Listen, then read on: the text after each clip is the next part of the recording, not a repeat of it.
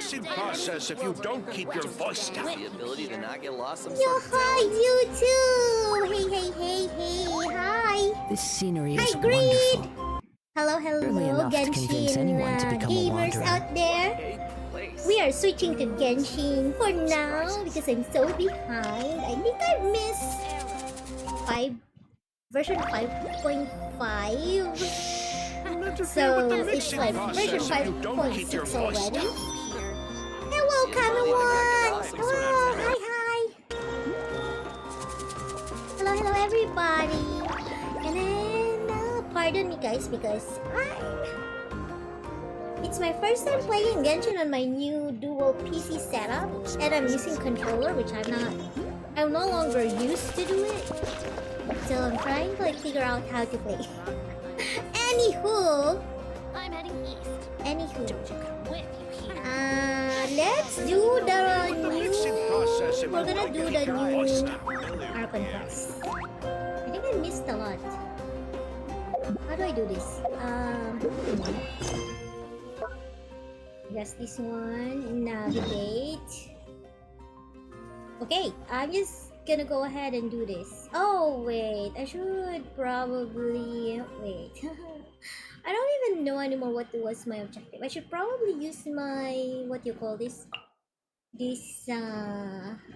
resin. Yeah, I should probably use that first, no? How do I go see my people again? What does this mean? What does this mean? Let's go see my people. Party setup. How do I do this again? Oh, wait.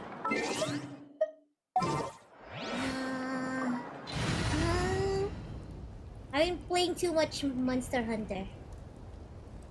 I wanna see who my characters are. There are leaves around. I keep on pressing the wrong button. Character selection. Okay.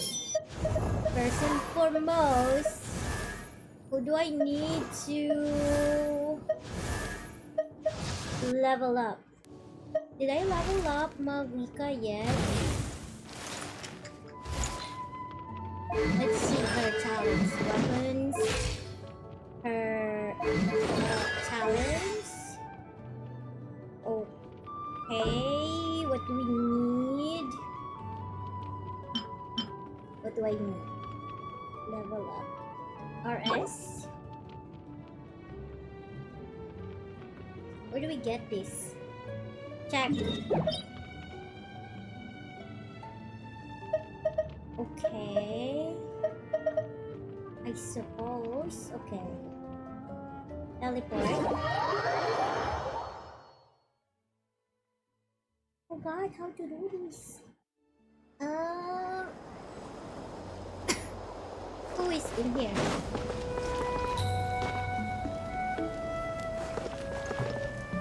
Read.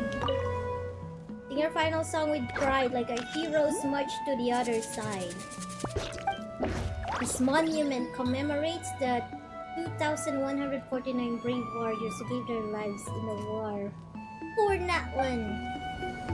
Okay. Don't seal. Who's the enemy? The transient void. Start? What should I use? Maybe not sure what to use. Quick setup.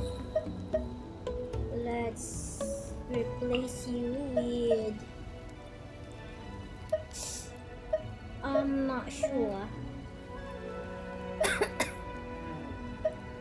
Maybe with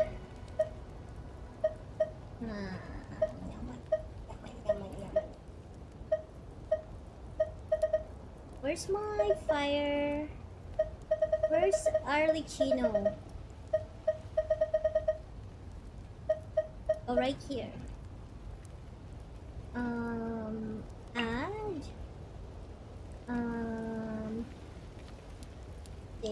An insurmountable problem, I presume. Start.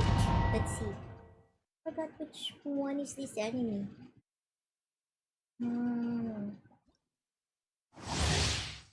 Lord of Eroded Primal Fire. Someone can cause stackable attrition that after a time will cause your active character to lose HP. During combat, it will grant itself a void ward. At this time, use certain number of elements to break the ward, which will cause it to enter a confused state. Night Soul. Oh. I don't have a Night Soul character. So I dare you will find peace. Time to go. Oh, oh my goodness. Gracious. Ah! Let's call a ceasefire. Oh my gosh. I forgot how to do this, bro. Oh, Dare you? oh my goodness. I'm so useless. I think I should practice first, maybe.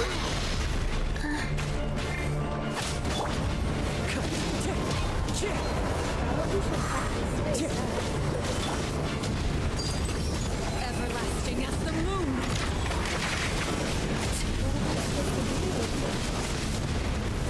Listen to the cries of a world reborn!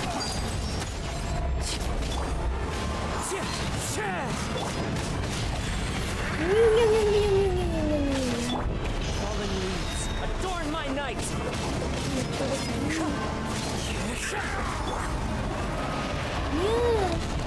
Oh my goodness.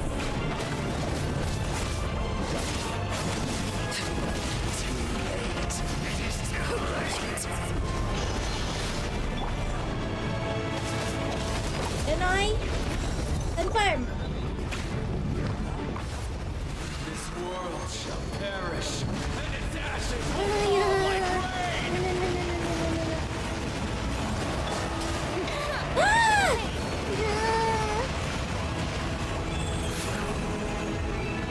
I'm barely making any. Oh my god. Faster. I am barely making any damage. Switch! Why am I not switching?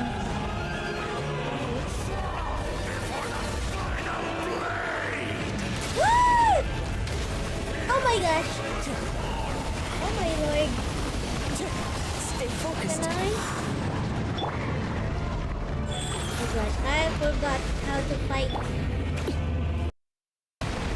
This is where you fall.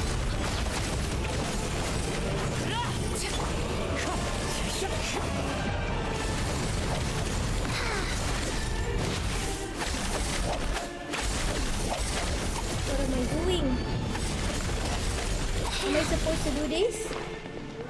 The hay?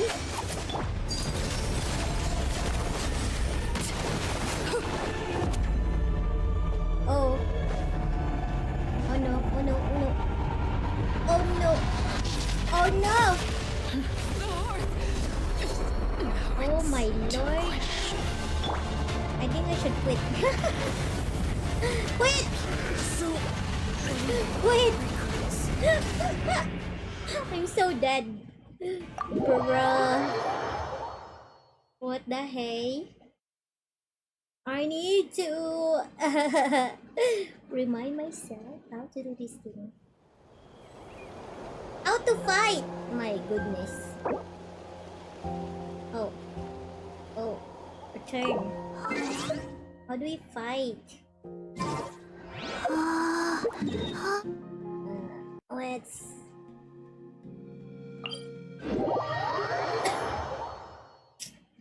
Hi. Let me do something easier first.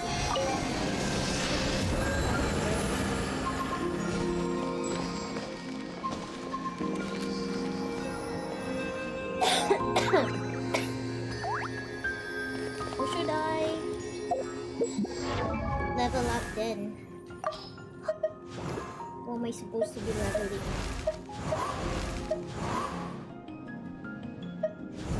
No, maybe I'll just focus on the story. How much?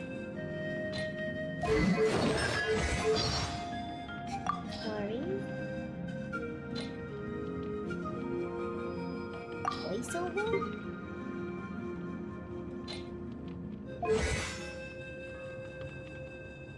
Mawika.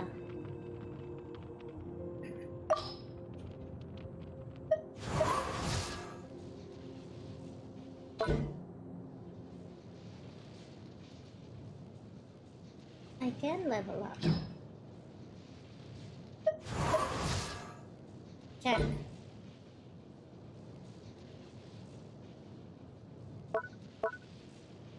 Oh. I still even need to send him. What do I need? Oh, I need this. How do I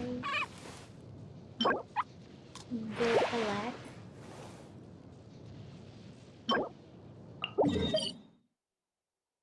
Hmm.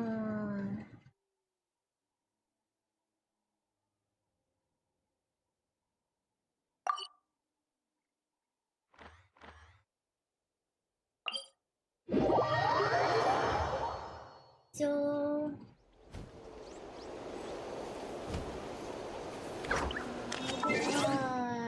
party setup.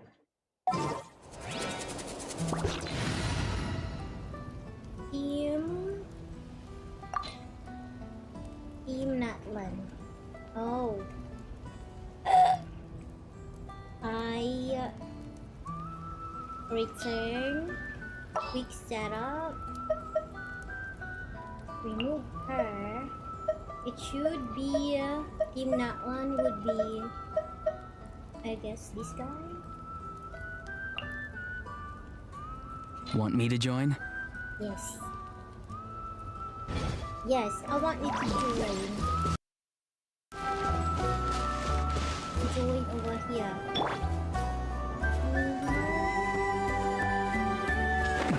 How does he work again?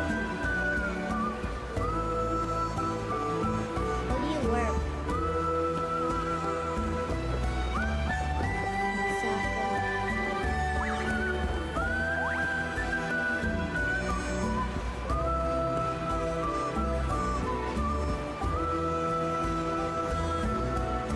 What is that?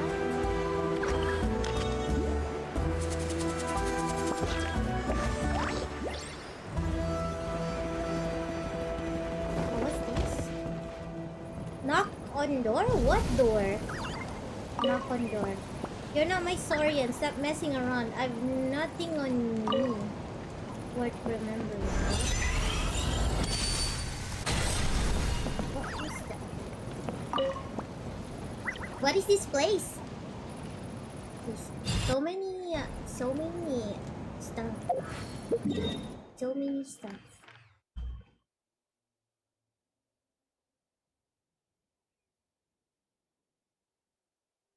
You know what? I am so distracted. Where is this even? It's somewhere over here.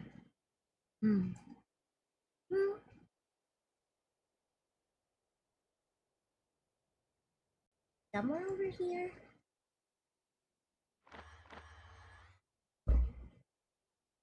Hiya. Okay, somewhere over here. Cancel. Leave. Am I supposed to LB plus X? LB? LB X? Like this? How do we do this? LBX? What?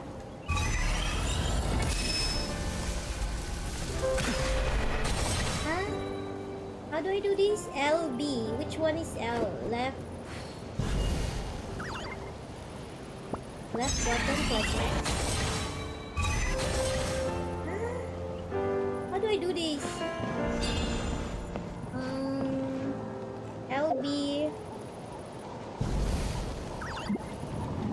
LB plus X.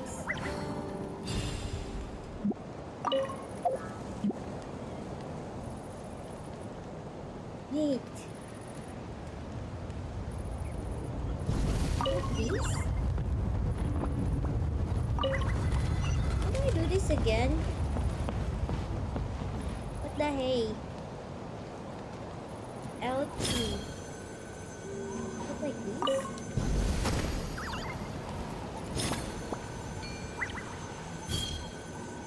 What am I doing? Steady. Is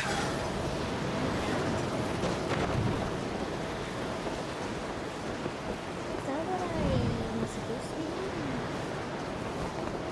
doing? Be free.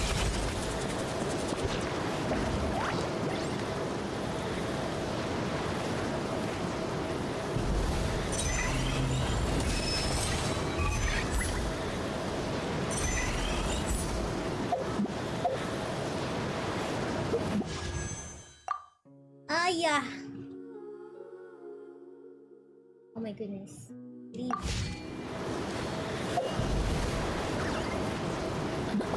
Which one is LT and LB? My goodness. This is LT, this is LB.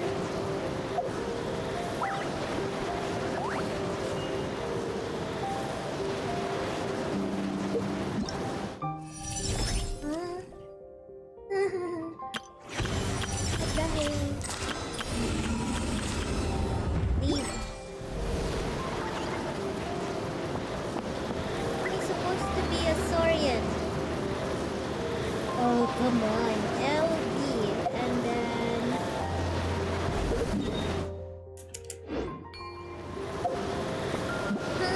why can't I figure this out? There. Knock. Huh? No. Kaya may Saurian sa mas na nothing only worth remembering.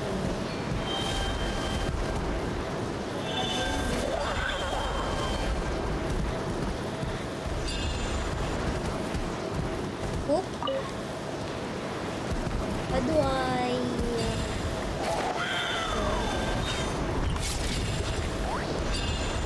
Oop.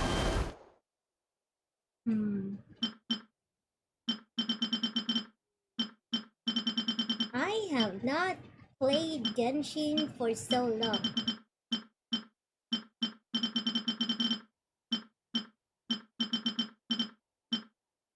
What is this? Oh, what is this? Book manual.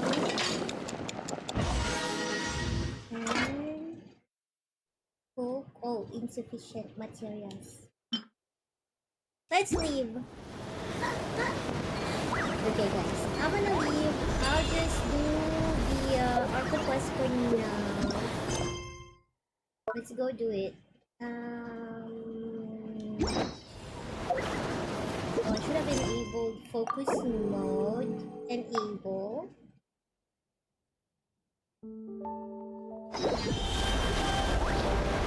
What's this? Supposed to go here. And in here. Why there's music over there? Airport.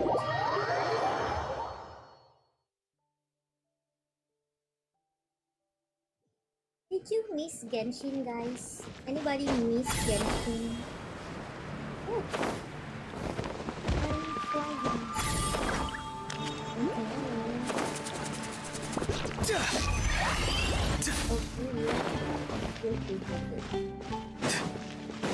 Come take a look. Hopefully, I will remember this in time. Finding someone to chat to would be better than just standing. What is this? Return to special story mode.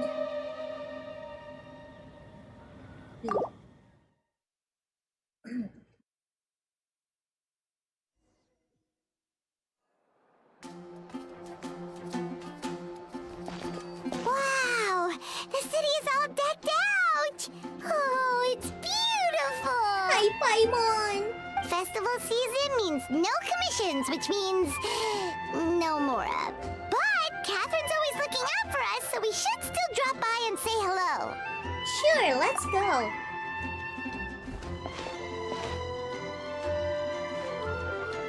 Sure. Greetings, traveler. Paimon.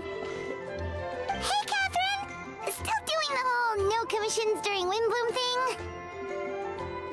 In general, yes. Yes, The Paimon, people of so Mondstadt don't delegate their work to others this time of year. But cute. Very cute indeed. But feel free to take a look around.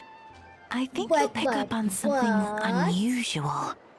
Take a look around, huh? what unusual? What? It's finally Windbloom. And here I am ruining everything. You're a bit tired. No big deal. Give it some time. How about doing something fun tonight? We could take a stroll or go stargazing. Stargazing? Like we'll find a spot. You know people start reserving places on Starsnatch Cliff the moment the sun goes down. Sorry, I'm just not in the mood. I should go. Whoa! Beatrice. Something's off with Beatrice. She would never give up a chance to talk to Quinn. This is weird. What's going Oh, on? you're leaving? I can walk you home. How sweet. No, it's okay. Thank you. I just need some time to myself. Besides, there's still something I need to do. The And truth what would is, that Quinn, be? not long ago, What is it? Is there something wrong? Never mind. It's nothing. Actually, Quinn, I think we should stop seeing each other for now. What? Huh? Wait. Are you saying we can't be friends anymore? I thought we were best friends. Because you got See that? friends, so... Beatrice ran off without looking back. Oh, we go adventuring in other nations for a bit, and one of Mondstadt's best friendship stories is already over? I can't believe it. Maybe they're just working out the kinks? So, is this what you meant by unusual, Catherine? This is just one example. Beatrice has been feeling down for days. But that's not all. Oh, it's the honorary knight in Paimon. Is something wrong? You don't look so good. I know a knight should be stronger than this, but I haven't been feeling right lately. I just can't focus. I started sleepwalking out of nowhere. Sometimes I'd even wake up in the middle of the night standing in a random location outside. You should see a doctor. I did, but all the tests came back normal. The doctor said I'm fine. Strange. Yeah, I even consulted Miss Barbara at the church, but her conclusion was the same. In any case, she was kind enough to pray to Lord Barbados for me to get better. Is it because I saw something I wasn't meant to see? What did you Sorry, see? this is for me to figure out. It is Windbloom after all. Anyway, I have patrol to finish. Until next time, you two. What did he see? I wonder. Huh. Is it something in the air, maybe? Donna. It appears Miss Donna is also out of... Oh, Where can I find a truly fascinating man? Wait, but Donna is the one who has a huge crush on Diluc, right? And that's what I thought too. But she seems... Is that Captain Kaya? Huh. Now that I look at him, he's exactly my type. Huh? How come I never felt this way before? Kaya? I'm flattered, Miss. Why you don't have voice still? Well, I do wonder whether that was intended for outsiders. Oh, no. Of course not. I'm sorry, Captain. Just pretend I didn't say anything. And, Why? have a happy They winter. still don't have voices. I'm so sad. I intend to, my dear. But first, a question, if you don't mind. Why the sudden change of heart? I was under the impression Master Diluc Good was... question, Kaya. So, you knew about that? Well, Master Diluc came into the city not too long ago, but If I had to Aren't there compare it to something, it would be like waking up and realizing you're married to a man you don't love. What?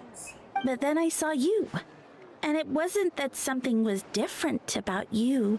I can't really explain it. Something is wrong with the people.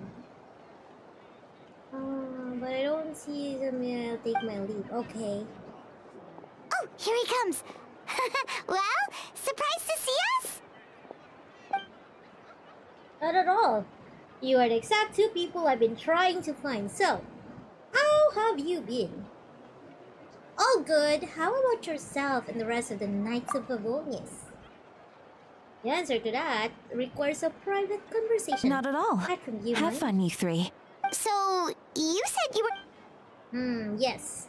Jean sent me to find you when she heard you were back in Mondstadt. But let's discuss the finer details, shall we? Okay, Paralogism. What is this all about? Okay, go to the Knights of Favonius headquarters. How do I enable the thingy? Oh, here.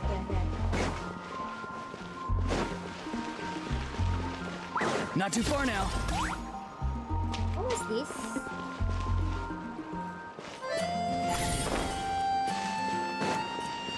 What was this again for?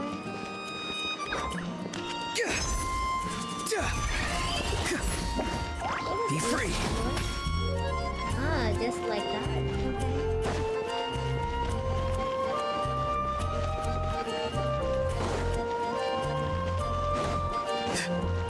Go to the Knights of Favonius.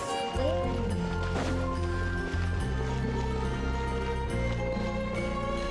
Is it here? Yes, it's here. It's been so long. I forgot.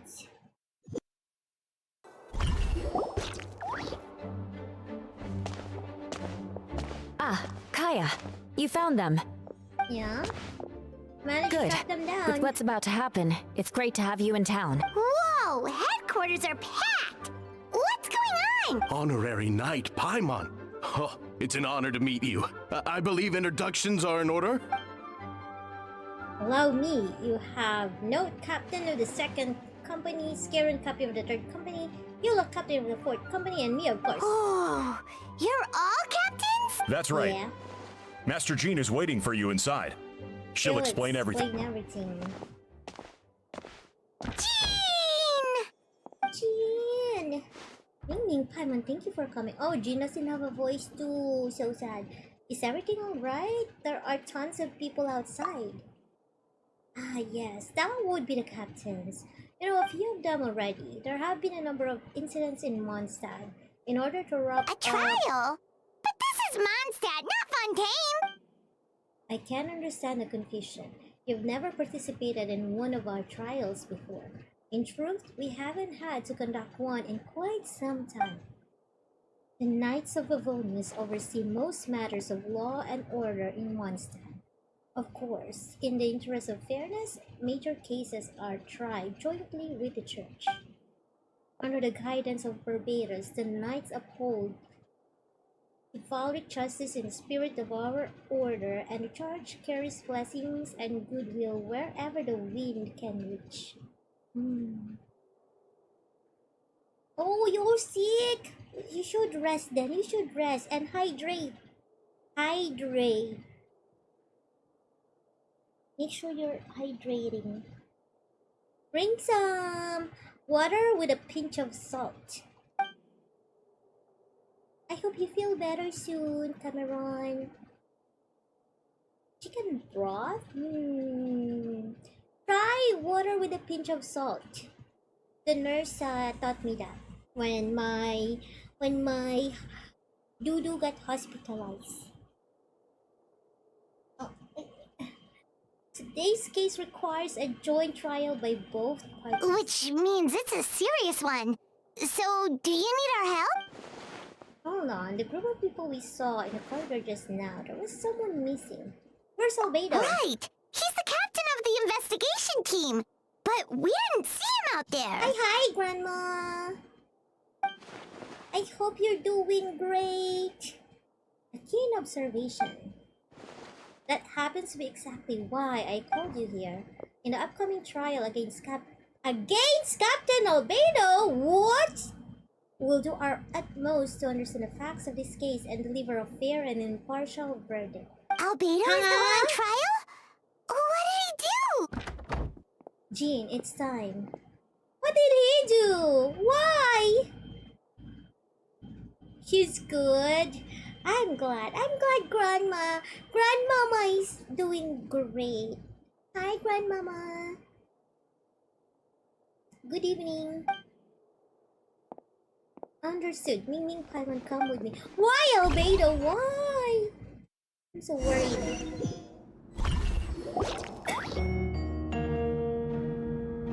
Why is Albedo on trial?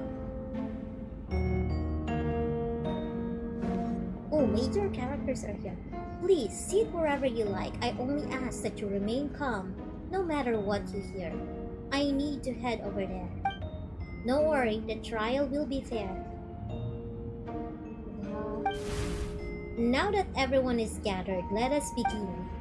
With Grandmaster Barca away from Mondstadt for the time being, I, Jean Gunhilder, will oversee today's proceedings. Mr. Dahlia, Deacon of the Church of Favonius, will serve as assessor. As representatives of our respective organizations, we will ensure a just verdict in this case. Oh, that's a new face! Deacon of the Church. Does that mean he works with Barbara and Rosaria? The defendant in today's case is the captain of the investigation team, Albedo. Why? Why? Albedo, what did you do? Certain aspects of this case are classified, and it remains uncertain whether the alleged victims are citizens of Mondstadt. As such, this trial is not open to the public. The identities of the victims are still unknown. Strange. If guilt is established in this case, all facts will be made public after the final verdict is delivered. Now, the captain of the logistics company, Miss Herta, will present the charges.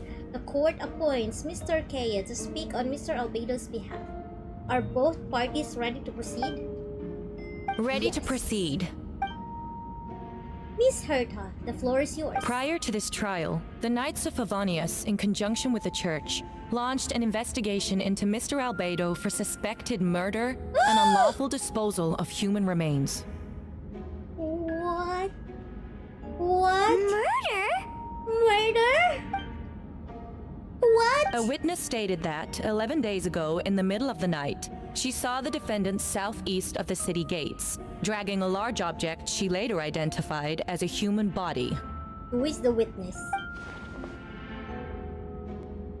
No. There's no way. We now call that witness to the stand. Beatrice, please tell us what you saw. It's Beatrice! Nanda? Beatrice! So, is that what she was trying to tell Queen earlier? Well, I was out late that night on business. And when I came back, I saw someone in the moonlight that looked like Mr. Albedo. Look like, so you were not sure. He was sure. dragging a huge bag of some kind. I thought it was strange, so I followed. Then, there was a sudden flash of golden light.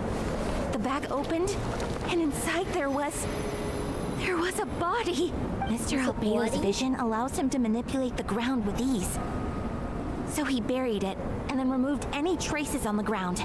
Before he left, it seemed like he looked in my direction. Maybe it was just my imagination, but I was terrified, thinking he might kill me too. Luckily, he didn't see me. I now turn to the defendant. Describe your whereabouts that night. I was working in my office on the second floor of the Knights of Favonius headquarters. That's right, the next day the defendant submitted his latest environmental report on the Dragon Spire region. Considering the length of the text, it must have taken a considerable amount of time to finish. Can anyone attest to the fact that the defendant was working in his office that night? No. Then the length of the report is not a sufficient alibi. This isn't looking good. If the crime did occur as you described, then what about the body? You mentioned the joint investigation. Well, was the body recovered? Not yet. In other words, you dug up the location Miss Beatrice described and found nothing. You don't find that suspicious? I know what I saw. I'm telling the truth, Miss Hertha, I swear. Also, didn't you say that speaking out would help protect the people of Mondstadt? Otherwise, I'd never put myself out here like this. You're doing the right thing. Besides, the investigation wasn't fruitless. A single man's shoe and a torn piece of fabric were found in the bushes near the crime scene. The same location the witness described. If no crime occurred, then is all this just a coincidence? And yet, no victim has been identified, correct? It's true. No one has been reported missing. However, Miss Beatrice harbors no ill will toward the defendant. Her testimony clearly points to a crime, and she has no... Does the defendant wish to say anything in response? You may believe otherwise, Miss Herta, but I did not kill a single person. As a knight and a captain of the investigation team, I have a duty to protect Mondstadt and its people. You accuse me of murder, but there's no body or motive. The defendant raises an important point. Motive. Yet, I must be frank, not all murders are premeditated. Spontaneous conflict can also have unforeseen consequences. Nevertheless, I don't intend to prosecute this case on circumstantial evidence alone. Which brings me to the second charge against Mr. Albedo.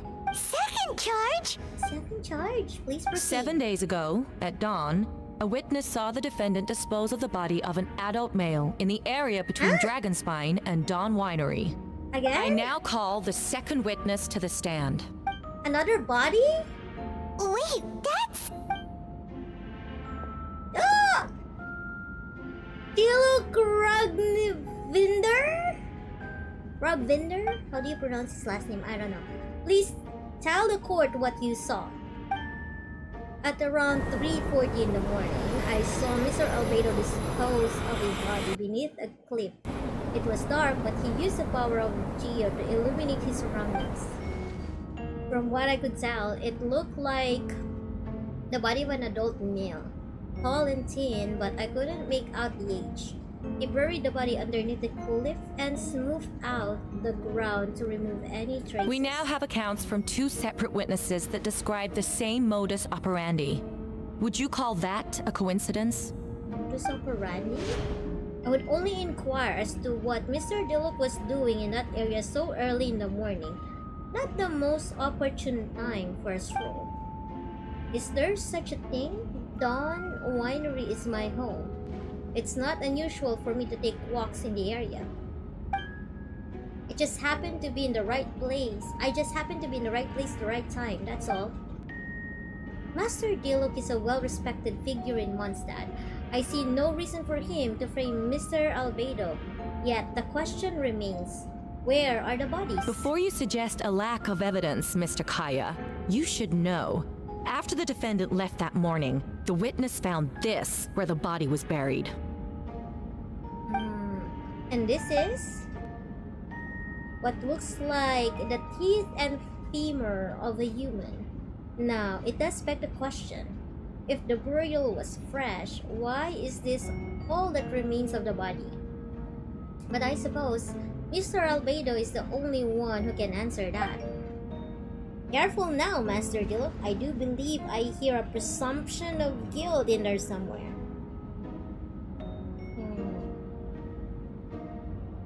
Wait.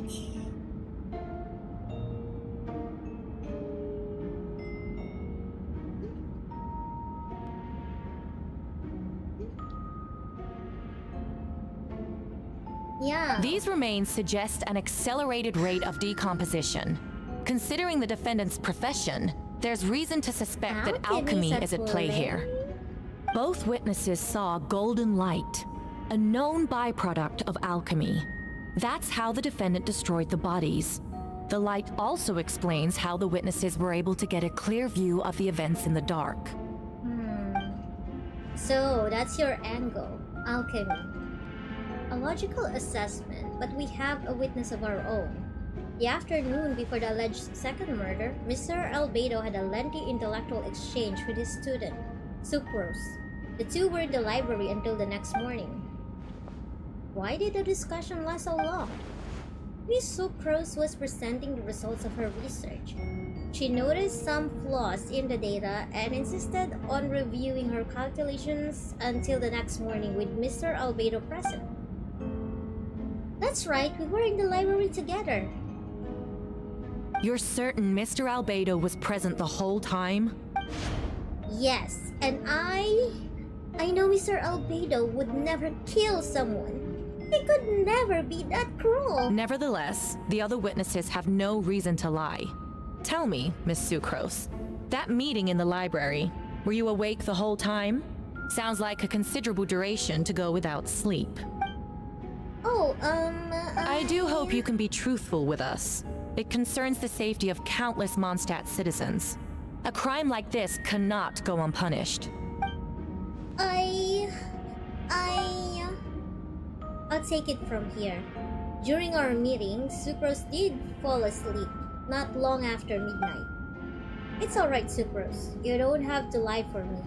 This is a sacred place of judgment. The truth is paramount. Mr. Albedo. I see. Then I'm afraid your alibi cannot be substantiated. Do you understand? Yes, I know claiming innocence without proof isn't enough. What? Oh, but aren't you supposed to prove that he's guilty beyond unreasonable doubt? Beyond reasonable doubt? Unreasonable? Reasonable? I don't know. But the prosecution's argument has its own holes. There's been no mention of a motive or what exact method could reduce a human body to those remains. No conclusive evidence of guilt. But the witness accounts do match to an extent that can't be dismissed. That's just This is a tricky one. Allow me to submit another piece of evidence. The investigators intercepted one of Mr. Albedo's correspondences. I will now read the pertinent parts to the court. A correspondence. Oh no, that envelope does look like it belongs to Mr. Albedo. I have never abandoned the subject of human research. In fact, delving deeper into Dragonspine has led me to realize that the concept of life could be further expanded and transformed into of birth. The mystery of human birth is often linked to death. As such, death is the most suitable material for the creation of new life. To that end, we must engage in a process of putrefaction and refinement. So much. Putrefaction and refinement. Is that in reference to an alchemical process? The letter continues. Experimental trials have been carried out in the northwestern part of Dragonspine, and the area southeast of Mondstadt's main gate. The data is as expected. Just as you endeavored to do, I too shall take up the path of creation, and break through current limitations to reach a new realm of living beings. I trust the investigators have confirmed this to be the defendant's handwriting, and that the letter makes more than passing mention of putrefaction and refinement. Correct. Not to mention, the locations indicated in the letter match both crime scenes. What more can we trust than the defendant's own words? No, it can't be true. I can't believe it. A guilty verdict cannot be delivered without sufficient evidence. In order to protect all parties involved, that is what our principles demand. My original assessment was that we lacked said evidence, but now it seems the only remaining questions are the identities of the victims and the specific alchemical process used in this case. Then we are in agreement. The evidence is conclusive. On the charges of murder and unlawful disposal of human remains, the court finds the defendant guilty. What? What? The people in attendance appear shocked. No one can believe a kind and well-mannered person like Albedo could commit such a crime. Jean stipulates that those unsatisfied with a verdict will have time to submit an objection or appeal, but most appear hopeless in this moment. So this is where we come into the picture, I'm assuming. We have to investigate. As you watch Albedo being taken back to headquarters, you get a strange feeling that something hidden is about to come to light. It all comes back to the letter, a secret that you and Albedo know all too well, but the people of Mondstadt have yet to discover. Why would Albedo do something like that? Oh, this has to be a nightmare! It is. Albedo told me his secret once, that he was a synthetic human created through alchemy. Could that have something to do with this case? But what? Following in Rindotier's footsteps. Just because he's an alchemical creation, that would only make him more suspicious. Well, it took a turn for the worse. Rosaria! Oh! When did you get here? I've been here the whole time. I happen to have a message to pass along. For us? Yes. You're needed at Starnotch Cliff.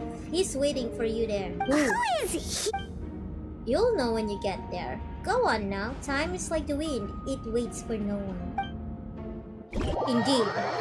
Time waits for no one indeed. The current story seems to be related to your past adventures. Would you like to quickly go over and review those experiences? Okay. Shadows amid snowstorm review. You and Paimon went to Dragon's Spine to ask Albedo, who was conducting research there, some questions about alchemy, only to encounter a series of strange events. Is that it? Strange or soft noises echoing through the mountains that could not be traced. The ransacking and theft of alchemical notes at the campsite. Albedo disappearing after a chat outside the cave but having no memory of the incident. At the same time, Eula encountered Albedo elsewhere in the mountain, attempting to lead the child away, and he attacked Eula upon being discovered. We were able to confirm the presence of a mysterious figure impersonating Albedo. A running battle ensued, ambushing and being ambushed, hunting and being hunted. In the end, Albedo eliminated the giant mutant Whooper Flower posing as him. Yet there were more than 2 people wearing that face on the mountain.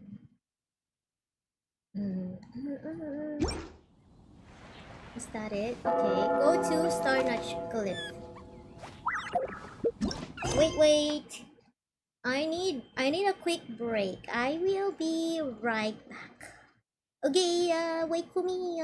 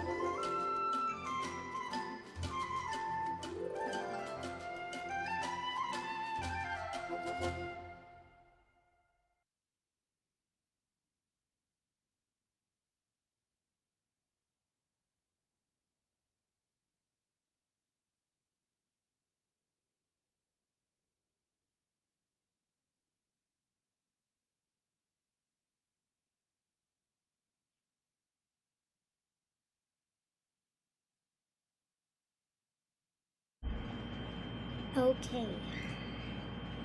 Let's see. Cancel. Where do I go? Starnotch. Hi, Savior! Hi! Welcome. I guess. select. Report.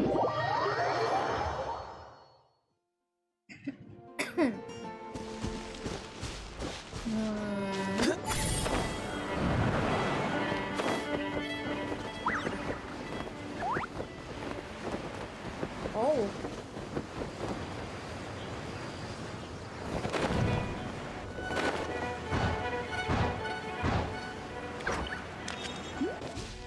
It's Barbados!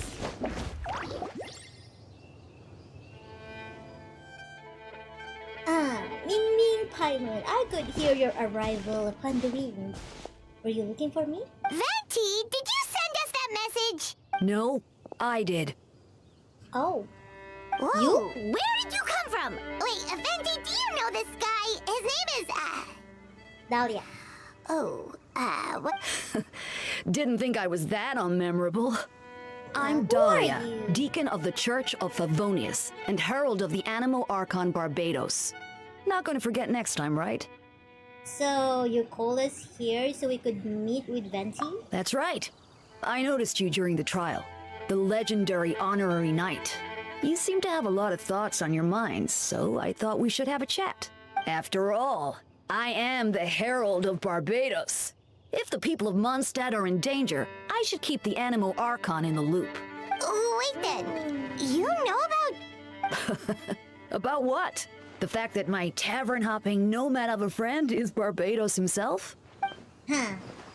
Don't worry, Dahlia and I are close. He knows everything.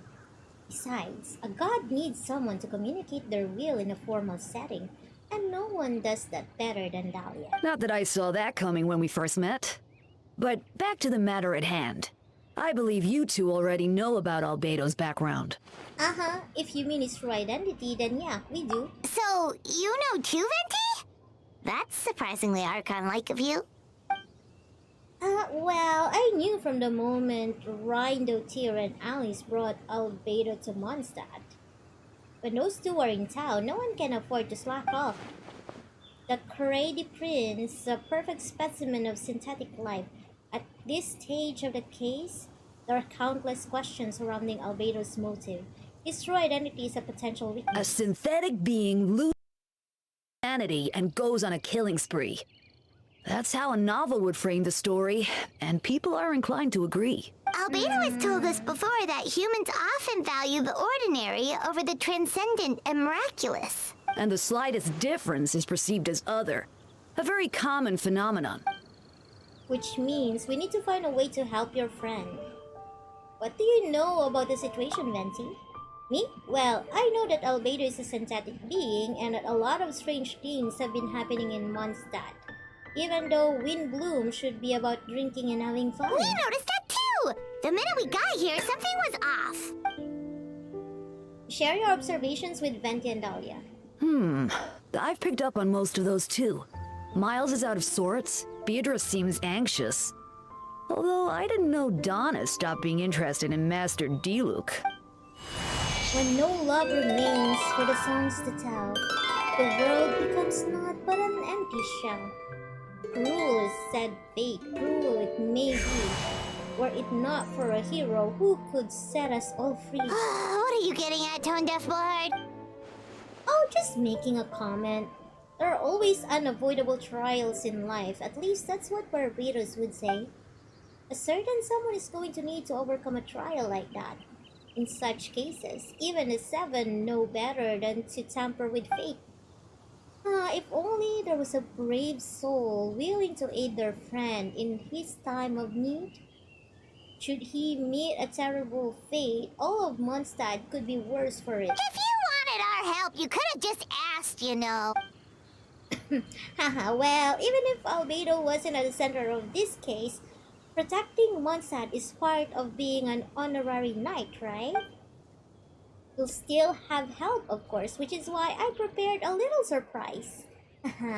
Behold! Paimon remembers that Jumpy Dumpty! Oh! Do we have glee? I removed the fuse so it's not going to explode. Say hello to the Dodo communication device. So, this thing Dodo! belongs to you now? It's Dodoko. We're old pals. Don't think she'd care if I borrowed it for a few days. Anyway, this invention, with a little help from a trick of mine, will allow us to keep in touch. Just take it out and we can chat. We'll do our best to uncover the truth. That's all I ask. No matter what comes, you have the wind on your side. Return to the Knights of Favonius. What? Return to what? Special mode?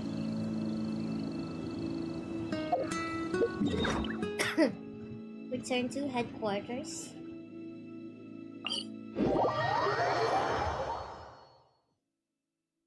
Okay.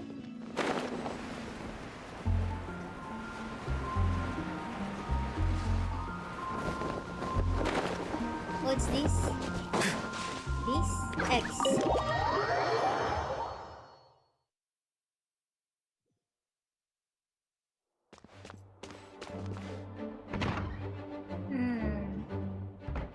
I know you all must be shocked, but the evidence is solid. Albedo's situation is not looking good. I still don't believe Albedo would do something like that. Using living people as alchemical test subjects? It's like something out of a novel. Perhaps it's best for me to remain impartial, but I've worked with Albedo before. He's an alchemist, not a sadist. Yeah. His version of events is as hard for me to accept as anyone, but Barca once said Albedo is very different from the rest of us. Perhaps there are things we still need to learn about him. Let's see what Albedo has to say for himself first. Would you mind giving me a moment, everyone? A private matter requires my attention. Hey, Jean! MingMing, Paimon, perfect timing. Kaya has a favor to ask. Like Jean said after the verdict, we have time to submit an appeal, and I will do my utmost to convince Albedo to accept. He's been acting strange, and I can't read him for the life of me. But I need you two to start investigating the case. Investigate the case? Yes, it's also time for you to get involved. Do you want us to join the joint investigation? No, we'd like you to launch an investigation of your own. I'll continue working on his defense in the meantime. If you find anything that might help his case, just let me know. I know it's against the spirit of the season to task you with this, but Albedo is a trusted member of our ranks. We owe him the benefit of the doubt. Understood. I'll look into the case on my own. I know you'll get to the bottom of this, MingMing. You've never failed us in our time of need. But what if the accusations turn out to be true? Then you will have done Monset a great service all the same. I'm expecting a retrial. Until then, you're welcome to have a look around Albedo's office on the second floor. Oh, we can go to the second floor. Second floor, here I come. Go to Albedo's place. The second floor.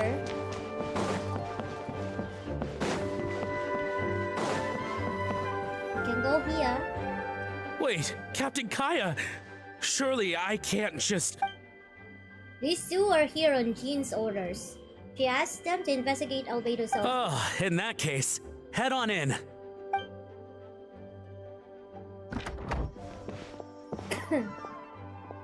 Okay. So this is Albedo's office. Pretty much exactly how Paimon pictured it. Alright, I have some work on my own, so I'll leave you to it. Good luck, you two. Right back at ya.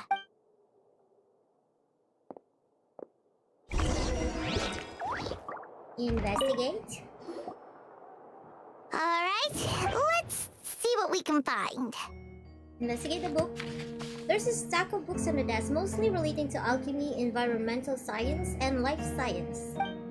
Some of the pages have been marked with alchemical symbols, and others have S-shaped or triangular symbols drawn on them.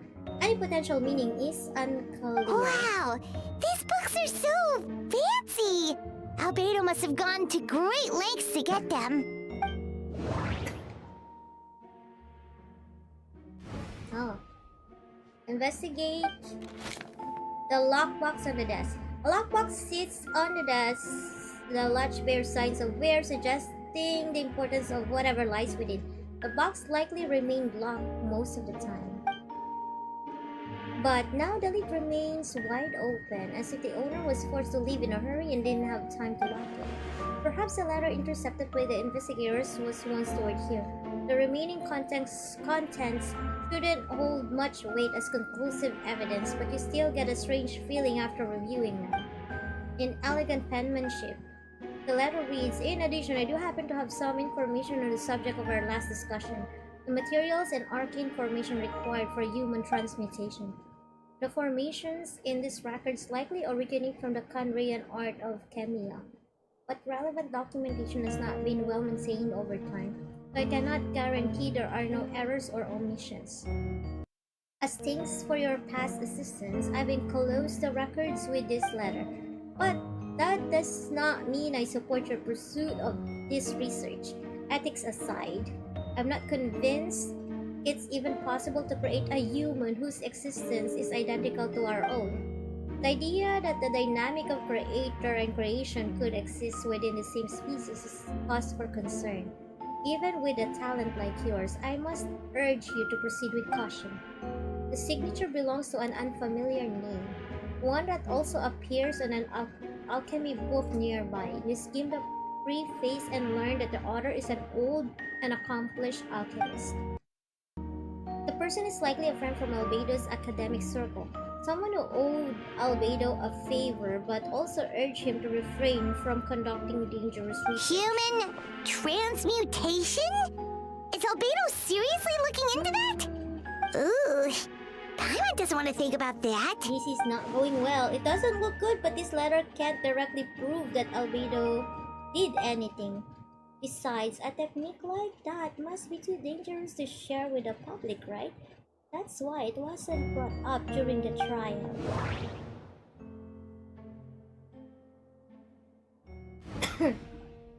What else? Investigate the test tube. There's a test tube on the shelf with some black powder residue at the bottom. Next to it lies a neatly written note. Chalk is the next stage after soil, but the current available materials are still insufficient to construct a stable structure. Nope. No idea what that means. Not sure if it's too hard for Paimon or too hard for anyone outside this line of work. Research notes. Albedo's notes lie on the table. They resemble the ones you've seen before, but the contents are different this time. As always, the penmanship is impeccable, careful and neat with a certain elegance in its uniformity, much like the man himself. One of the notes reads, "Putrefaction should be regarded as a counter-stimulation to the process of life, like a highly efficient and destructive spell of rot. Oh, upon use, the target will decay within an extremely short period of time, turning into dust that is nearly invisible to the naked eye before dissipating into the air." Oh no. Oh no, it's getting worse and worse? I think. Or else. End.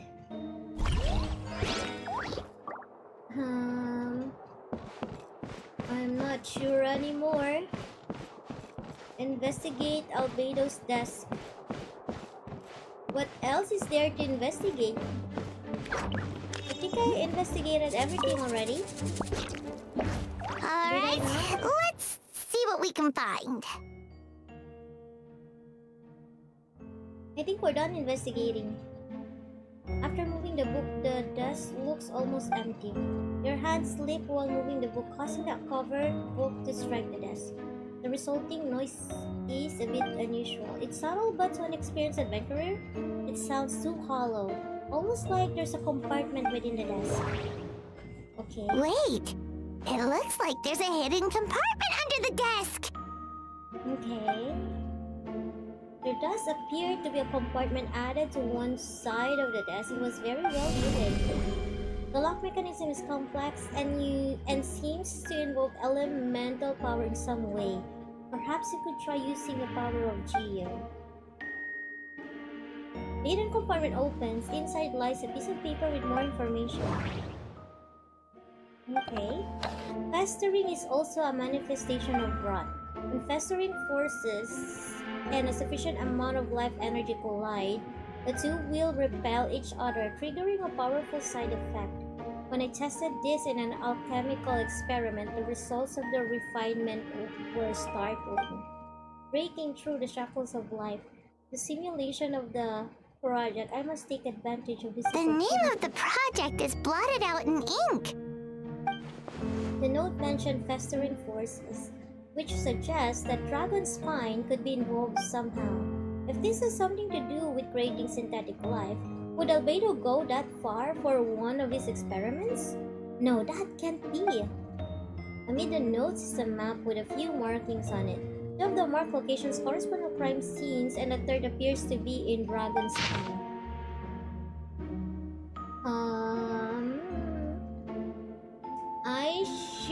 Should I make note of this? Maybe? Oh. So the first one is like somewhere here. The second one, I'm not sure.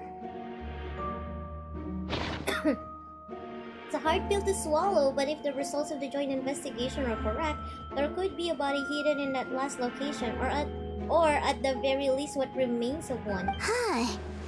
What does this mean? Oh, do you think something might also be buried at the last location? Alright, that seems to be it for this place. We should go tell Jean what we... Where's the last location?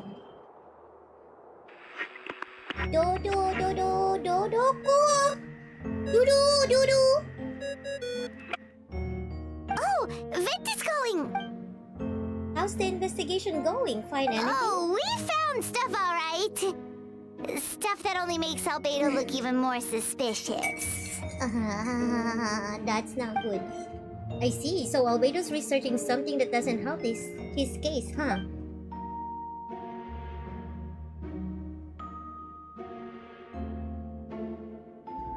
Not promising.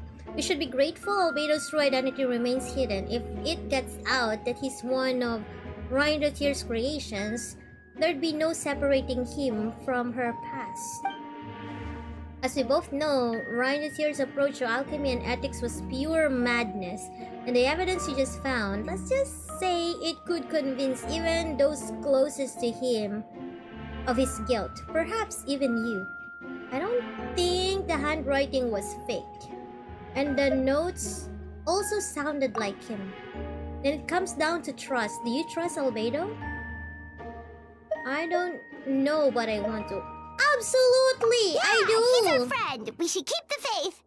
Yes, I trust him. Do you guys trust him? Would you? Would you never lose faith to your friend? Would you unconditionally trust your friend? And if he really is the culprit, he must have had a reason? Maybe he's just not allowed to talk about it! Yeah, that must be it! Would you unconditionally trust? Either way, a fair investigation means coming to a conclusion presented by the facts. Does that mean even Venti no longer believes in him? Remaining objective has its own value. Remember, none of this is your fault. Just report back with an honest assessment of the facts. Yeah. Well, let's go find Jean and tell her what we learned. Nah, not looking good. Oh! Wait, that's... Miles! What? Oh, sorry. I heard voices and wasn't It's okay. We're here on Jean's order. Ah, I see. Hold on. You didn't hear what we were saying, did you? Oh, no. Well, do us a favor and just forget anything you might have heard, okay? Oh, sure. That map we found in the hidden compartment seems important. We should check out the marked locations. Map.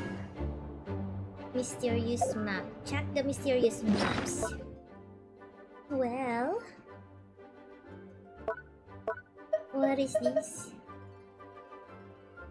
Use artifacts defined through the consumption of sanctifying elixirs are guaranteed to get at least 2 rolls for the defined minor fixes when fully leveled up. Okay.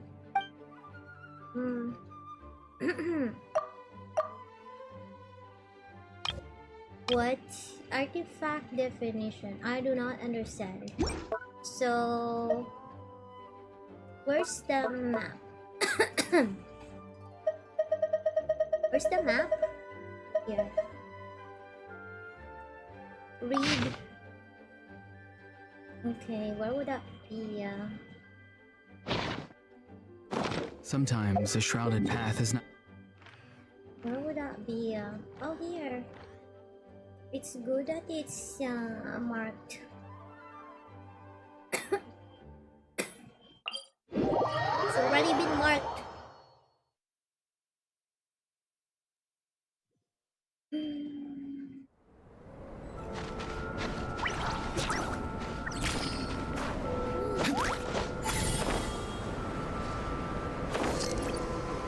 Go to the location marked out on the map.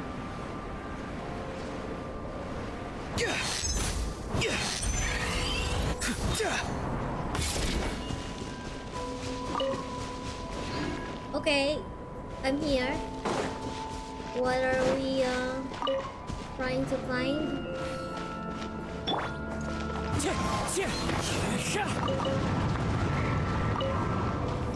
Star silver. Go to the location. I'm here. We should be getting close. Carefully examine the ground. Although everything is covered in snow, as a seasoned adventurer, you notice a spot on the ground that looks quite different from its surrounding. You remove the snow and find a sizable hole underneath large enough to fit a human body. But the hole is completely empty and the surrounding markings make it look like something was dug up. Did an animal do this or some monsters? There's a whole... The prosecution's argument is that Albedo used alchemy to destroy the bodies. But this location is different from the other two. Why not fill the... or smooth out the ground like the... If one person did all this, why not remove the traces like the others? And if Albedo isn't the one responsible, why was this location marked in his notes?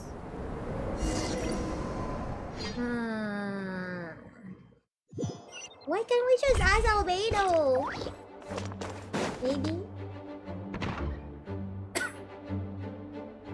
Maybe we should just ask Albedo? You're back. Did you find anything? Yeah, but none of it helps Albedo's case. Tell Jean about your findings from Albedo's office. I see. A complicated result, but your efforts are appreciated. Did Albedo submit an appeal? Yes, he asked for a retrial. There are still questions surrounding the identities of the victims and the disappearance of the bodies. The minimal remains that were uncovered have been sent for forensic analysis. It should provide some answers. It's just... What's wrong? If the victims turn out to be Mondstadt citizens, the situation becomes all the more serious. The second trial would likely have to be open to the public, and I doubt public sentiment will be in Albedo's favor. Yeah, not when the charges are so serious. The second trial is set to take place in 2 days. I hope you consider attending this one as well. Of course, we'll be there. In the meantime, we should all just stay positive. Well said. When the time comes, I'll carry out my duty to the best of my ability. Oh, we need to do something. I feel like Albedo... I'm sure Albedo is innocent. Oh no. Miles. Miles is there. Wait until 2 days later. Okay, fine. Wait until 2 days later.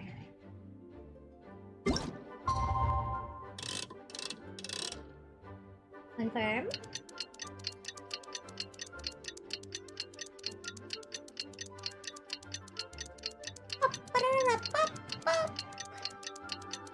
What shall we do?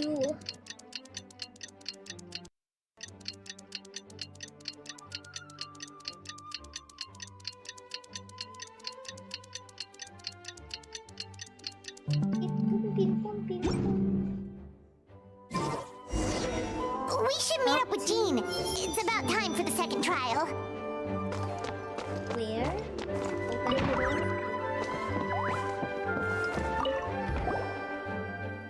you too. Let me know if you're ready and we'll head out. Yes. Alright, follow me. But we didn't have enough evidence yet. What are we gonna do? What are we gonna do? Ladies and gentlemen, we now convene for the second trial against Mr. Albedo. I, Jean Gunholder, will once again oversee the proceedings. Representatives on both sides remain unchanged, and Mr. Dahlia will continue to serve as assessor. Ms. Herta represents the prosecution, and Mr. Kaya speaks on behalf of the defense. The defendant in this case is Mr. Albedo, captain of the investigation team. With that, I now bring this trial to order.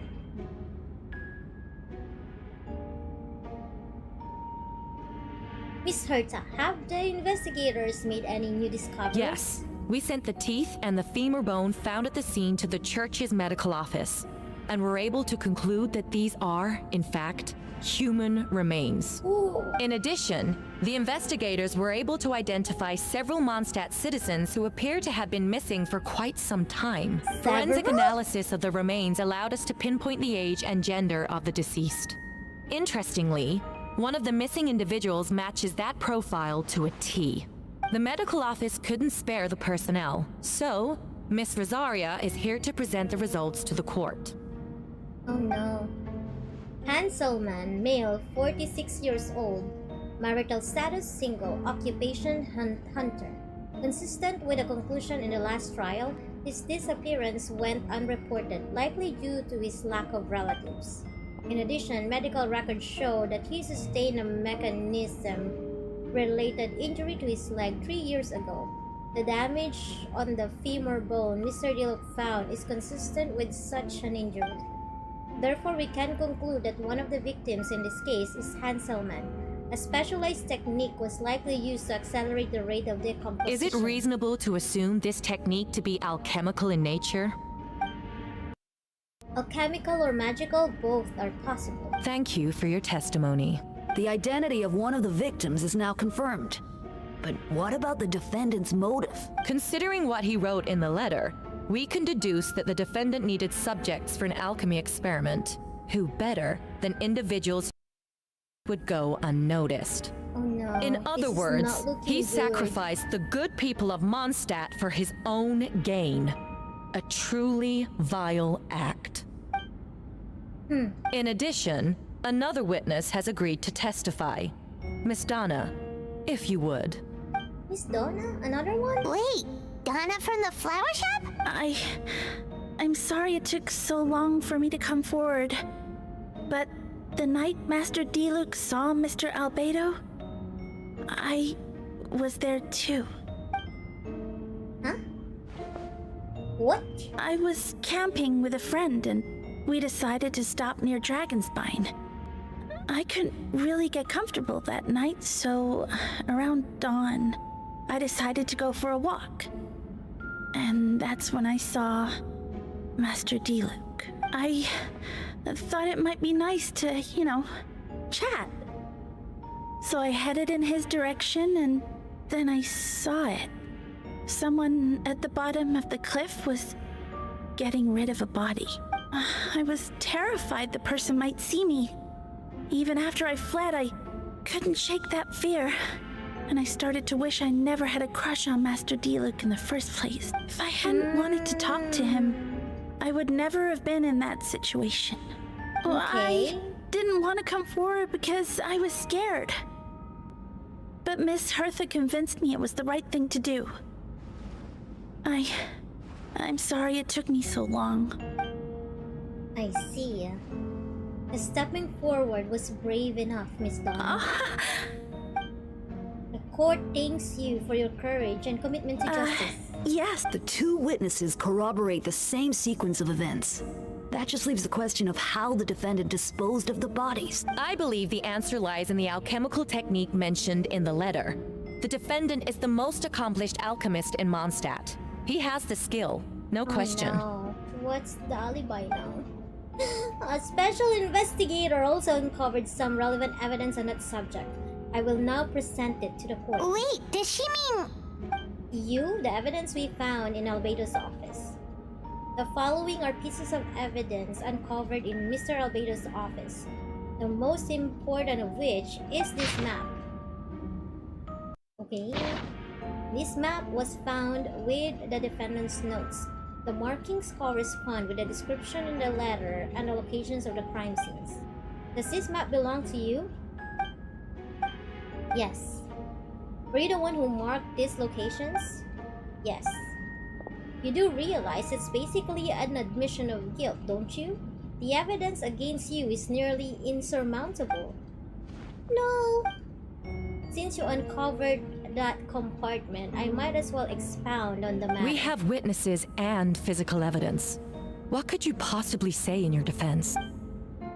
What I always have. I never killed a single person. Ugh, you have some nerve. Saying that when the evidence is stacked against you? Miss Herta, you presented a meticulous and convincing case. I'll give you that. But I will not admit to something I didn't do. So, what? You're just going to bombard the court with excuses? It's a rather dismissive way to refer to an innocent man speaking in his own defense. Besides, I'm not making excuses. I'm exercising patience. That won't make the charges against you disappear, Mr. Albedo. Perhaps not, but patience comes with its own reward.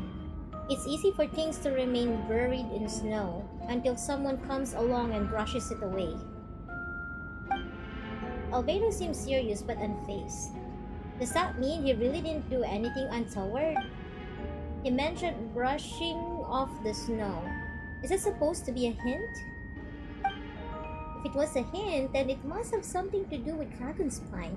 Which reminds me, one of the locations marked on the map we found was in Dragonspine. Wasn't it? MingMing, you were the one who uncovered the notes, right? Then I'm assuming you visited the third location marked on the map as well. Yes. Can you tell us what you found? You nod your head and give an honest account of the scene you found on Dragonspine. Whatever was kept in the hole was gone, and the surrounding area bore the markings of an unknown creature. With everything covered in snow, no one knew there was something discovered in the first place. There must also have been a body. I need to think about this. What clues am I missing?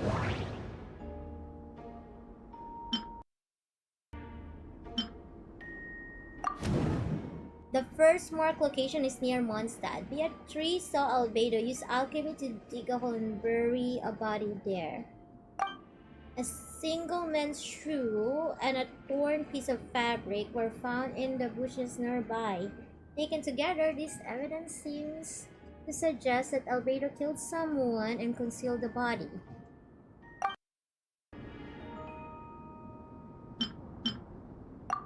The second marked location is between Dragonspine and Dawn Winery, where Diluc saw Albedo bury the body of an adult male. Diluc described nearly the same events as Beatrice. There's no reason for them to collude against Albedo, so their testimony should be trustworthy. Diluc found teeth and femur bone at the scene, and Donna confirmed his version of events because she was also there that night. The two should have no reason to set up Albedo. Despite her crush, Donna wouldn't lie about something like that just to get Diluc's attention. Not to mention, Donna has been acting strange since before the trial. The third marked location is in Dragonspine. We only knew about it because we found the map in the hidden compartment. During our investigation, Paimon and I discovered a hole beneath the snow, big enough to hide a human body. There were also claw marks around the outside, but there was no body or any remains whatsoever. According to the forensic results, the teeth and femur bone belonged to a Mondstadt citizen, and the witness account suggests that Albedo was the last person to come into contact with his body. Did Albedo really use alchemy to reduce the body to a few bones, and does that mean he's the killer? Submit conclusion. No, that doesn't make sense. Huh? What? Associate?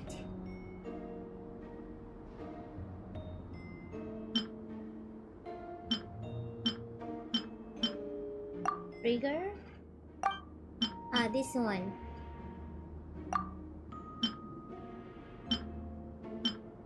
Why interpret again? Associate.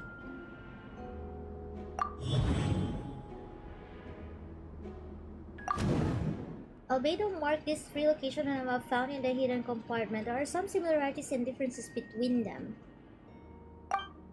Based on what we know, all three locations were likely used to hide bodies. The holes dug in each area certainly seem big enough. But unlike the first two locations, there were claw marks around the hole in the third location, and no witnesses saw anything happen there. Dragon's Spine is home to all manners of monsters and wild animals. Could some kind of creature have dug up the body? But why wasn't that the case in the other locations? The marks didn't look fresh, which means the hole at the third location has been there longer than the other two. But if the hole at the third location wasn't made around the same time, does that mean it's connected to a separate incident? Interpret. Most people know Albedo is an alchemist and a captain of the investigation team, but in truth, he's the Parade Prince, a synthetic human created by one of the five sinners, Goldrine Dotil. Albedo is steadfast, intelligent, and treats everyone with kindness and respect. I think most people would agree with that assessment. He's also a calculated thinker. It's fair to say, if he did commit a crime, it would likely be well concealed. Up until now, Albedo has never displayed any ill will toward humanity, and he also still seems like his normal self. As his friend, I shouldn't reveal the truth about his identity. That would only make things worse for him. Dragon's Spine has a frigid climate and is covered in snow all year round. Even so, it's home to various monster creatures that can withstand the cold. Deep within the mountain lies the remains of an even more mysterious creature, Durin. Although the dragon has been dead for a long time, it still possesses a peculiar life energy. Now that I think about it, a lot of strange things have happened on Dragon's Spine. Associate? I almost forgot, Paimon and I once encountered someone on Dragon's Spine who looked exactly like Albedo, and we weren't the only ones. Wait a second, someone who looks exactly like him. Submit? I'm guessing Albedo has a plan, so I should help him out. But what does he want me to do? Announce a break in the case? No, I should play it safe. Since I made an honest assessment of the facts, I should be honest about my doubts too. It's only fair. Besides, I think I understand what Albedo was trying to tell me just now. I'd like to address the court, if I may. I was the one who investigated the office, and I believe the results raise a few questions. Regarding the two cases addressed in the previous trial, it was established that after disposing the bodies, the defendant used alchemy to restore the ground to its original state. But that wasn't the case at the third location. The hole was still there, with dirt scattered around the perimeter. It looked more like something had been dug up. If this was all done by one person, why wasn't the third scene given the same treatment as the others? Why weren't the traces removed? In addition, the markings around the third location weren't fresh, which suggests that the Dragon's Spine incident happened at a different time. For those reasons, I believe there's still reasonable doubt in this case. And I hope the verdict reflects that. Thank you. Astute as ever. Questions there may be, but allow me to point out, there is no evidence to suggest that besides the defendant knew about the third location. And the map was found in his notes. That fact alone makes him the most plausible suspect. Unless Mr. Albedo suddenly plans to deny that the map belongs to him. Allow me to respond to MingMing's point. If all I cared about was proving my innocence, I would indeed do as you described, Miss Herta, and deny any connection to that map. But that is not what I intend to do. The map does belong to me, and I did hide things at those 3 locations. What?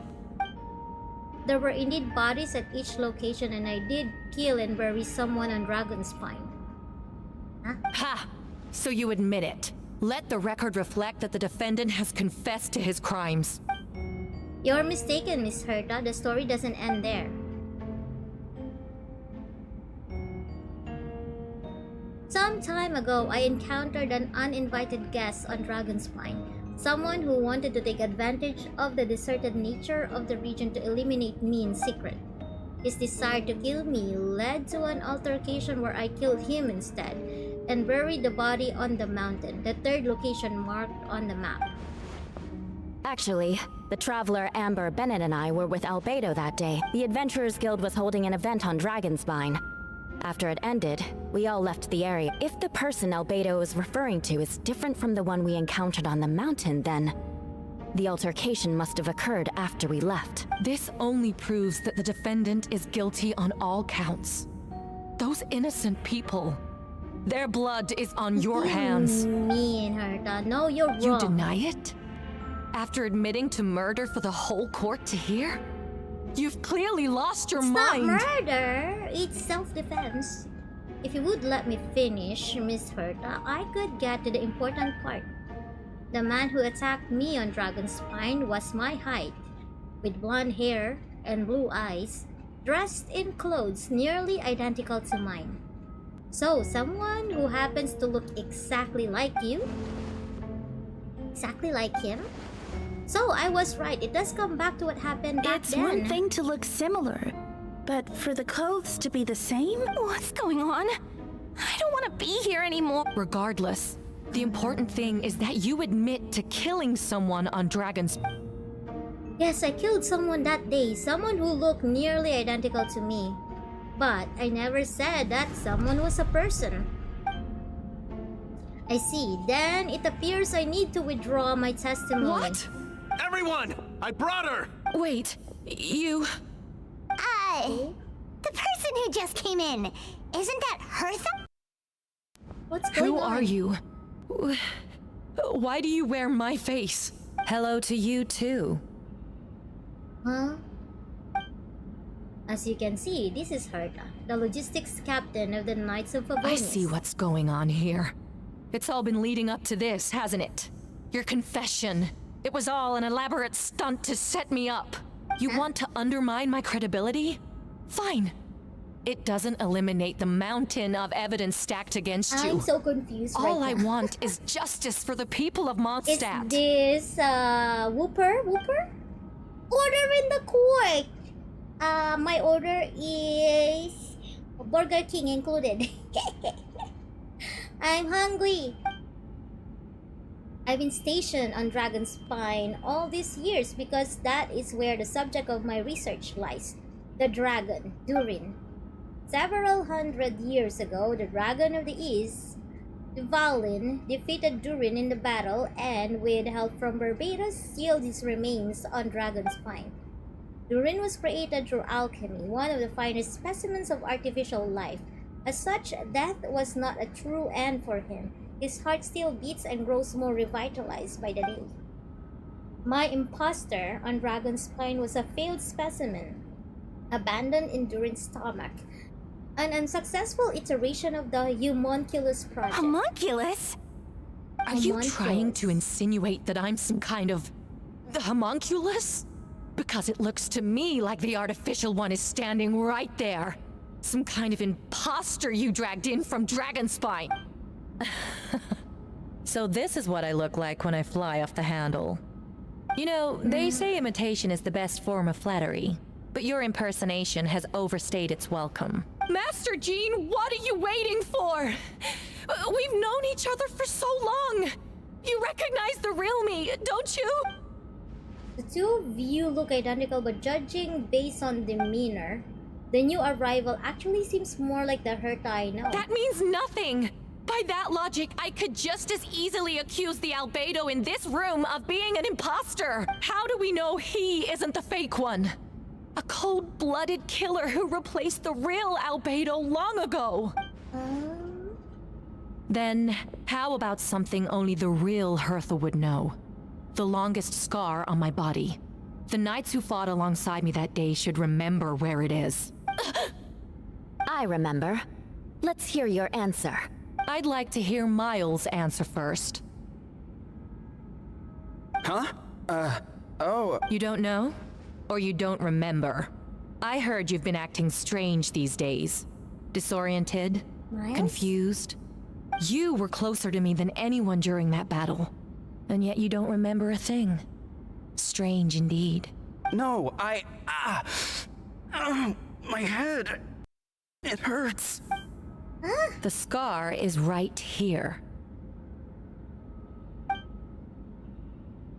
Why the nerves? I can't imagine this comes as a surprise. Unless your informant in the Knights of Favonius failed to mention the scar on Herta's left arm. Albedo has done a lot of research into beings like you. If you deny it, then show us your arm. No need to panic, you can just add it now. You excel at changing your appearance, don't you? Or I should say, all spawn of Durin's life force have that ability. A powerful life force, an appearance you can change at will. Yet, here you stand, formless one, paralyzed to act because you're worried using that power could affect your accomplices. Accomplices? Then Miles must be one of them. There are others too. Most of the beings under the influence of Durin's life force have gathered here, and yet their presence is what impedes her from taking action. Once you attempt to transform, all who surround you will be affected by your power. You can't control it because in this network of living beings, you serve as the core. Show us your arm. Ugh! Have it your way! Whoa! Oh no. Come on, let's go! What? Hey! They're shielding the imposter! Oh no. She's trying to get away! Stop her! Don't let anyone stand in your way! There are others trying to get in! Must be more people under her control! Oh no. Time to get moving, everyone! Whoa! She just leaves the room! Really? After her! So why are... Oh, I know. I know why they are trying to eliminate Albedo. It's time. All units, move out! Third company, keep on the imposter's tail. We finally have a chance to talk, but before I explain the events of the past few days, I'd like to make a few things clear. First, I never killed any of my fellow citizens, and I never used human remains as part of an alchemical experiment. Second, the events of the past few days were all part of a plan.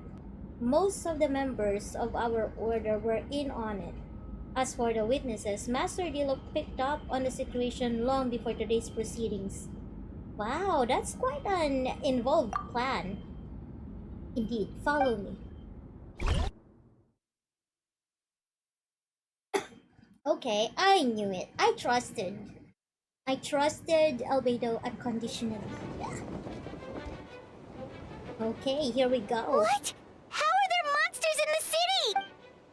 They're all monsters from Dragonspine. An attack is imminent. But fear not, we've been preparing for this. We've been monitoring the resurgence of Durin's life force. Its festering nature agitated these monsters. We knew it was only a matter of time before they advanced on Mondstadt.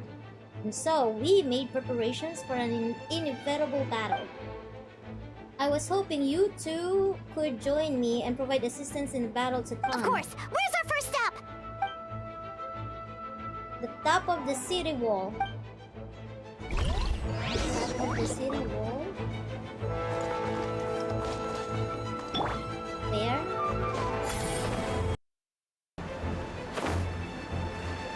Okay. We are going now. The top of the city wall. What? Where?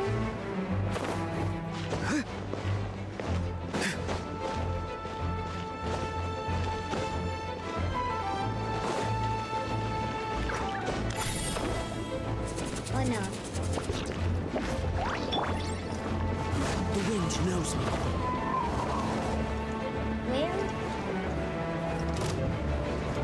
The top of the city wall, he said. I must remain Oh calm. no. Strike a pose! Like this? Where is it?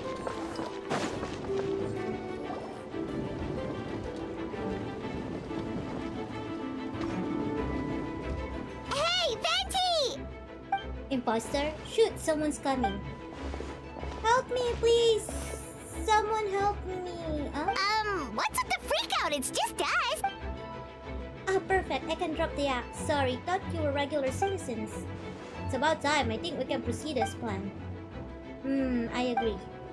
Well, it's been a while since I dealt with something this big. It's going to be pretty exhausting. Don't worry, I'll treat you to a drink for your trouble. Just what I wanted to hear. So, these two know the other's identity then? People can make new friends when we're not here, you know. Monsters started surging in from Dragon's Spine during the trial. They soon became agitated, likely in response to the core coming under pressure. Still, I never expected these monsters to have become this advanced. The power of evolution cannot be underestimated, especially considering the fact that Durin absorbed the previous imposter. Wait, so what about the map?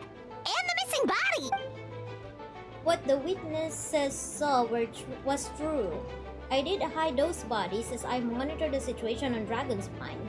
I noticed that many who ventured there came back differently. Some were under the influence of Durin's power, but the less fortunate ones had already been devoured by monsters, who then assumed their appearance to infiltrate the city. Most of those who were replaced had no close relatives, so when their behavior changed, there was no one to notice.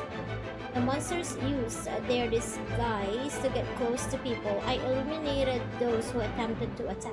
What about the remains Diluc found? Did they belong to one of the victims? Yes, the monsters slowly digested their victims. Sometimes they even left behind body parts to aid the transformation. All that remained of the first victim was a few strands of hair, and the second, some teeth and bone. The only bodies Albedo destroyed were the monster's mimic forms. Then he buried whatever remained of the victims to put them to rest. Well, someone had to do it. Besides, I managed to gather some valuable data on the putrefaction of the bodies.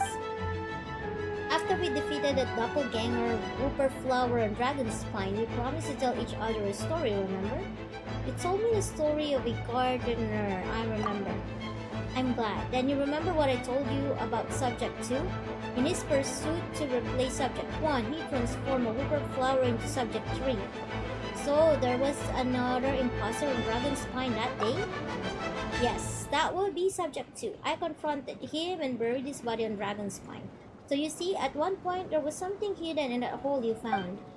But Durin is becoming more revitalized by the day. Under the influence of his power, the monsters dug up Subject 2's body and returned it to Durin's stomach. Durin absorbed the failed creation along with his knowledge and way of thinking. Ever since then, all creatures spawned from his power had the ability to transform their appearance. Humans who venture into Dragon's Spine for too long are also bound to fall under Durin's influence, but those effects don't show themselves right away, and the extent to which a person has been affected is hard to perceive.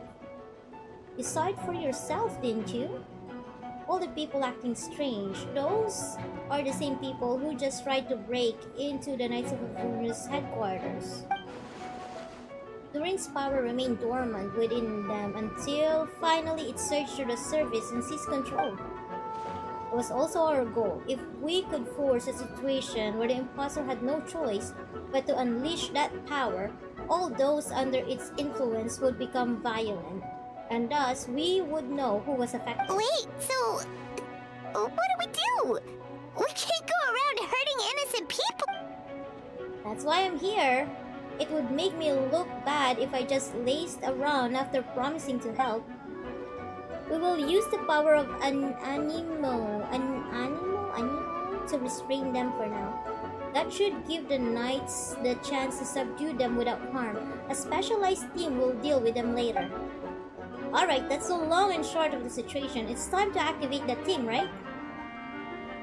Yes, so if there are little secrets other people shouldn't know, my identity for example, keep it to yourself, okay? Alright, this should do it. What you gonna do? Oh.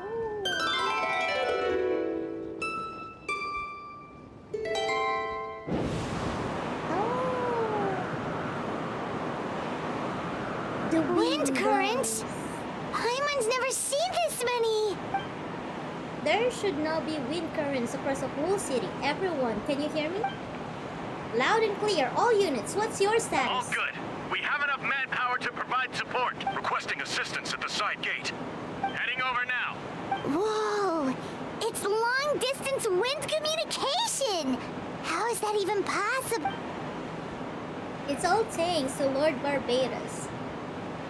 With this blessing, we will succeed in defending our city. Actually, if you face away from the current and whisper like this, no one can hear you. Ah, okay. No wonder you're crouching down there like you have something to hide. You didn't have to broadcast that. Huh? That voice. Venti? Is that you? Oops. Oops. Whoops. Whoopsie. You know, just wandering bard calling for help. Thank goodness MingMing, Paimon, and Albedo found me, got me out of tough spot. Right, now that you're okay, we should check on the status of the other areas.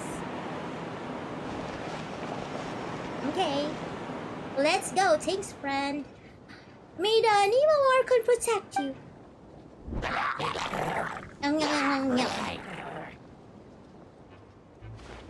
I've got things covered here. So, what we're doing?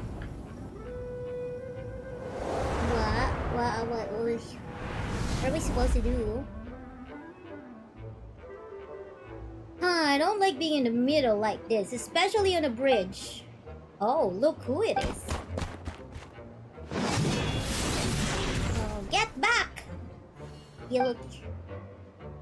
that was a close one. I suppose things are in order, Master Diluc. I appreciate the help. No need. I didn't intervene to save you. It was for my own convenience. You were in my way. Oh? Well, let me get out of your hair then. I suppose we could work together, but you would just melt my eyes anyway. Suit yourself. Alright, tell me. When did you notice something was off? The first trial. Because of the fake Herta? No, because of you. Me? What did I do? My defense wasn't passionate enough? No, you weren't nervous enough. Tell me then, Master Diluc, when do you think I actually get nervous?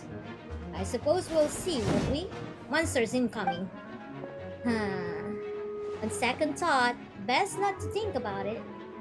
I like this weapon. Oh, I forgot how to do this thing.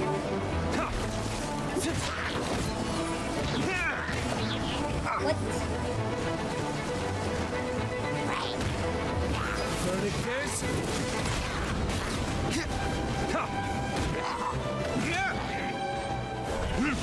What is supposed to do? Yaman, yaman, yaman. Don't get frostbite.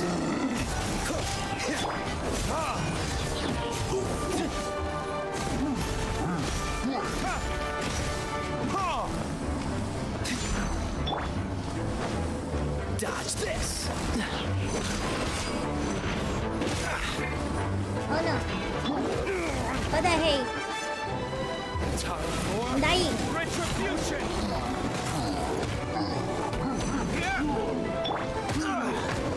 Oh yeah. This moment will be frozen in time.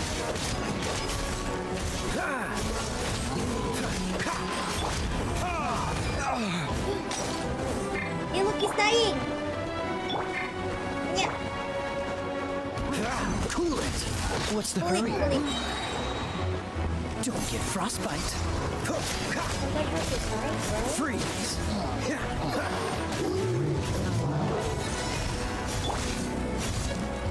Verdict is. I don't even know how to. Ah!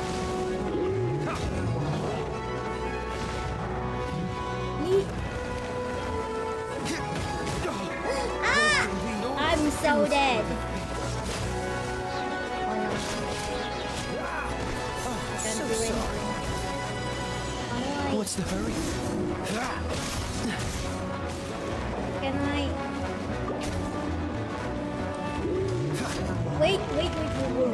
Push your luck. Food. Use.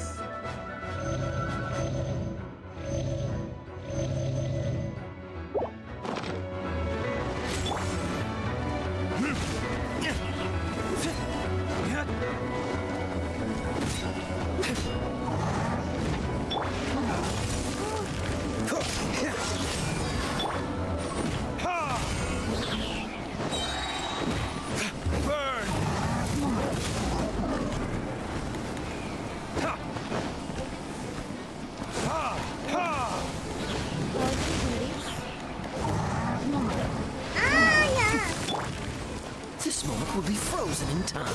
Cool it. Time for retribution.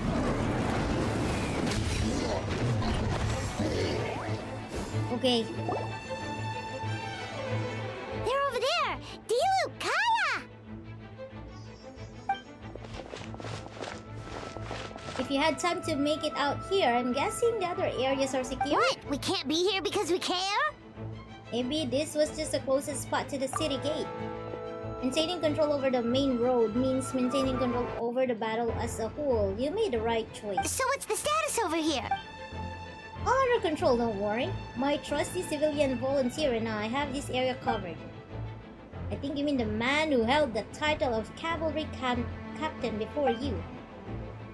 We don't have to bring that up. Well, keep up the good work. We'll go check on the status of the other locations. Oh, and I wanted to thank you for what you said in court. If I'm not mistaken, you were on my side by the end. Believe me, he's had his suspicions since the first trial.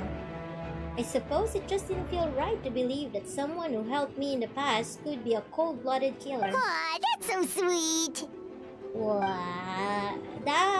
Thank you for trusting me and choosing to fight alongside us. As for you, Kaya, good work as always. I'll see you soon. Next stop. Guess we're just like running around and then we're gonna be using other people to fight, to try them out, I guess, is what's happening.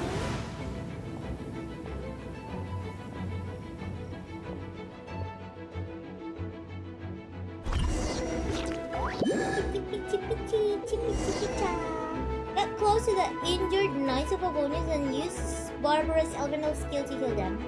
Okay?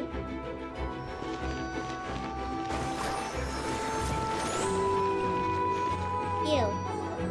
Heal?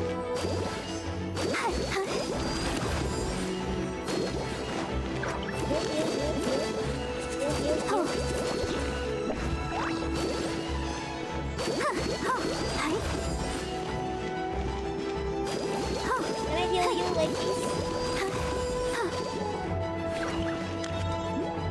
I'll protect us.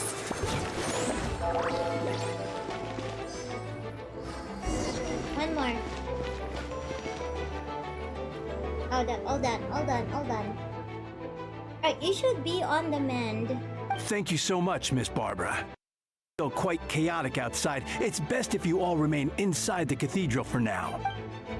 You're not rushing back out to the front line, are you? You're still injured. Don't worry, Miss Barbara. I'll try not to put myself in harm's way. I can help with the logistics from the back. Well, maybe we can give you a hand. As you said, the situation outside is chaotic. Injured parties should not be left unattended. There are others who need to get back to the front line, so I'll escort you all myself. Of course. Thank you, Miss Rosaria. Just doing my job. I'll leave the cathedral to you then, Barbara. You can count on me. I don't really know how all of this started, but I do know that Jean and the others have been preparing for this for a really long time. So I think everything will be alright. No, it has to be. Did I catch you at a bad time, Barbara? No, not at all. Did you need something?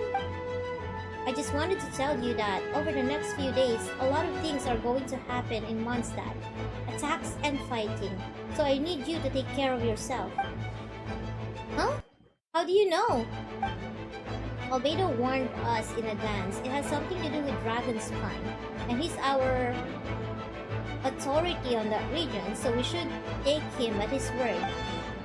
Dragonspine, huh? So, the city is going to be in danger? Yes, but the Knights of Avonius will do whatever we can to protect the people.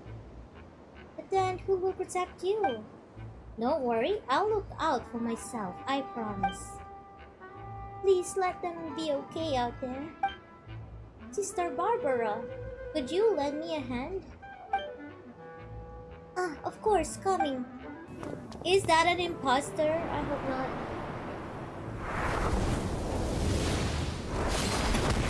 What?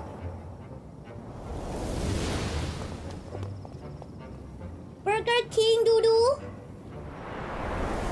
I miss you, Doodoo.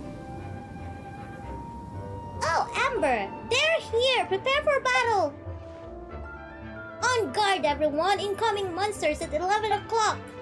Looks like we've got 25 villagers, 2 blazing axe-meated trolls, and a bunch of different slimes. Prepare elemental countermeasures. Roger that.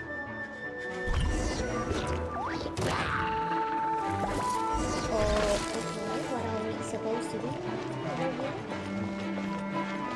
What? Oh! Leave. Ah! There you go.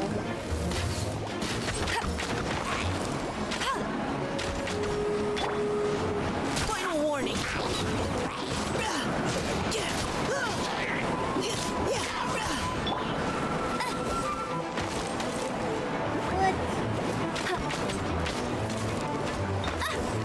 Can I?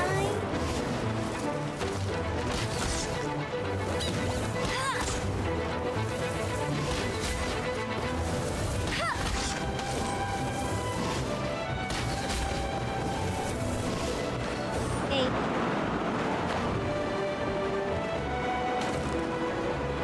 Oh, can I not? Can't I?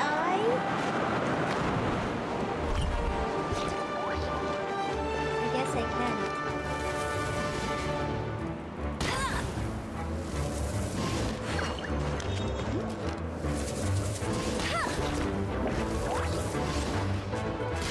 Oh.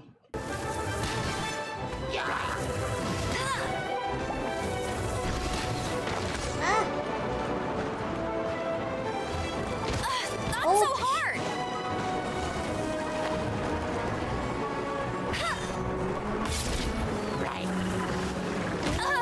Oh no!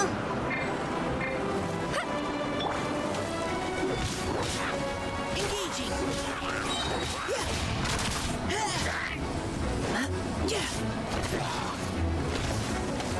Oh boy. I'll be. Yeah, leave the wounded to me. Is he a healer? I don't know what to use. No escape! Go, go, Baron Bunny!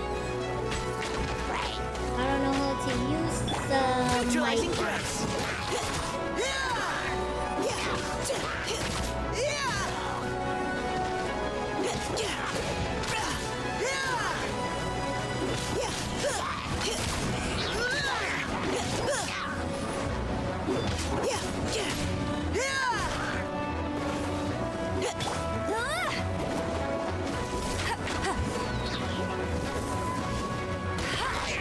There you go.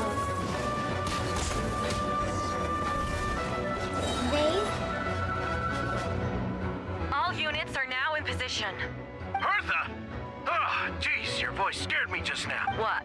Still caught up in the imposter incident?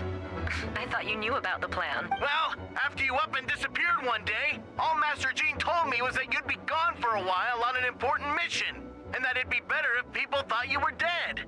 And then, what do you know? Someone who looks exactly like you appears out of nowhere 2 days later. If Master Gene hadn't told me about your mission, I would have fallen for it hook, line, and sinker. Yeah, that's quite a scary thought. I get chills just thinking about it. A monster replacing someone close to you and you're none the wiser? Don't worry, once this is over, these monsters won't be a threat to us again.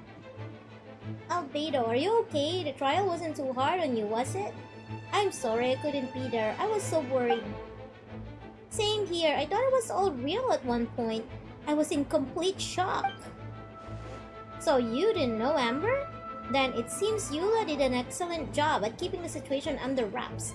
And no need to worry, you two. I'm no worse for wear. That sounds like Eula, right? She's like an impenetrable wall, that one. You're not getting a secret out of her. Yeah, for sure. She's someone you can really count on. Wait, so how did you decide Hertha should disappear again? After all this fighting, I can't seem to get it straight. It was Kay's suggestion. He said the plan would work best with someone well-known and reputable without being too high-profile. Naturally, Miss Hertha was the perfect choice. We needed to leave a hole in our organization. So she came up with the idea that she would disappear. Ah, so that explains the rumor that someone had fallen during a mission. Of course, it didn't take long for that to get resolved. No, because the imposter fell right into our trap. It was all part of the plan. First, we spread the rumor that Hertha was missing in action after some kind of incident. The news came from Kaya and Hertha's direct subordinates, which was important because we needed it to be credible. The imposters saw the gap in our ranks and couldn't help but take the bait. It didn't take long for the fake Hertha to appear on the night's patrol route, claiming to have survived her mission. When did that happen? Over 6 months ago. Whoa, so this has been a long time in the making. Yes, and our enemy was more meticulous than we expected. Monsters have been searching for Hertha's body in order to protect the imposter's identity, which is a more advanced way of thinking than Subject 2. So we had to wait long enough to convince the fake Hertha that she had our trust. Furthermore, we needed to give her time to gather evidence against me and convince herself she had enough to strike. But how did the Knight's internal information even reach Durin and his monster? There's an informant among our ranks. Don't worry, Barbados already tracked her down. She doesn't have his blessing, so she can't hear what we're talking about right now. Honestly, this whole situation almost gave Paimon a heart attack. All those awful accusations in the first trial, and you couldn't even defend yourself! It was to be expected. I couldn't just reveal the truth. It had to be at the right moment, or it would have given the imposter even more fuel to use against me. She would have demanded to know how I knew about Dragon Spine and the monsters in disguise. And if my true identity got out, the public's trust in me would be gone. It was a trap, you see. Argue back and expose my origins, or keep my mouth shut and be seen as a murderer. Credit where credit is due, it was well thought out. Yeah, thank goodness we were able to back her into a corner. Indeed, and I have you to thank for that, MingMing. You probably don't know it, but you've been a part of the plan since the beginning. Me? But I didn't even know there was a plan. And for that, you have my sincere apologies. I know I kept you in the dark, but I had a reason. This might not sound intuitive, but I did it to make the plan even stronger. From the beginning, I knew I had to leave the letters in my office for a fair and independent reader to discover. Someone willing to seek the truth. Naturally, I thought of you. I knew you would return for Windbloom. I knew you would agree to attend the trial. And I knew your sense of responsibility and justice as an honorary knight would compel you to start your own investigation. The fake Hertha, Subject 2, has met you on Dragon Spine before. If she thought even you had lost faith in me, her confidence might get the best of her. The perfect time for us to strike. Barbados right. You were part of our plan from the start. I hope you don't take offense at our decision to keep that from you. And please, don't be too hard on Albedo. He was just doing his best to look out for Mondstadt. Enough people were involved in the plan as it was. We had no other choice. The honorary knight and Paimon will always be friends of Mondstadt. We will never forget that. Aww, that means a lot. In that case, thank you for thinking of me. It was an honor to take part. It is us who should be thanking you, honorary knight. Okay, let's get to it. Wait, was that Eula just now? Let's go to the side gate to check it out. Huh? Side gate? Eula? Who? Side gate? Like over there? Over here, side gate?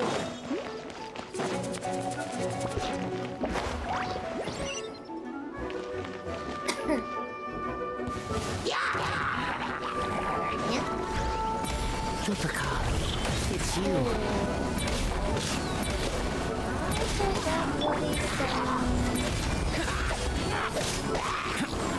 You're in for a little shock. Yeah.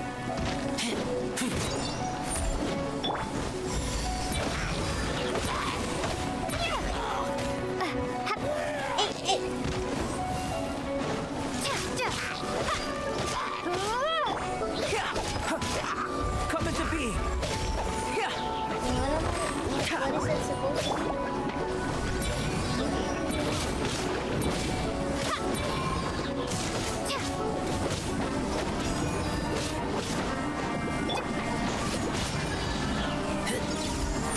What is he supposed to be? Witness my great undertaking. Burst forth. What is he supposed to be?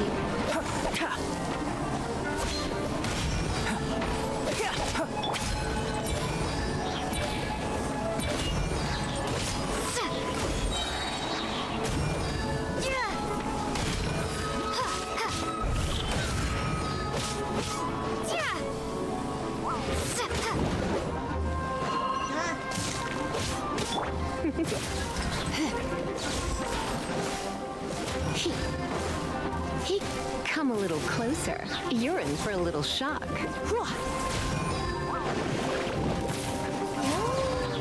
Come a little closer.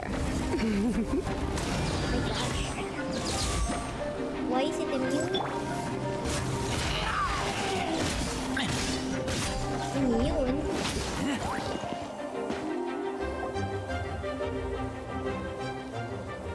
It's been a while since I unleashed my lightning during Wind Bloom. It happened a lot before? Unleashing lightning on people? No. Once in a while, maybe. It sure feels good to let loose, though. My old professor even wrote to me about a few days ago. Of course, I made sure to emphasize that I always treat others with kindness. It's only natural for a student to inherit their teacher's way, after all, and mine was a gentle old man from the Spantamad school. So you see, this time I only use gentle methods of electrocution. So gentle, even Jean would have no reason to intervene. Gentle electrocution. You seem to be in good spirits, Miss Lisa. Well, it's good to move about every once in a while. Okay, where do we go?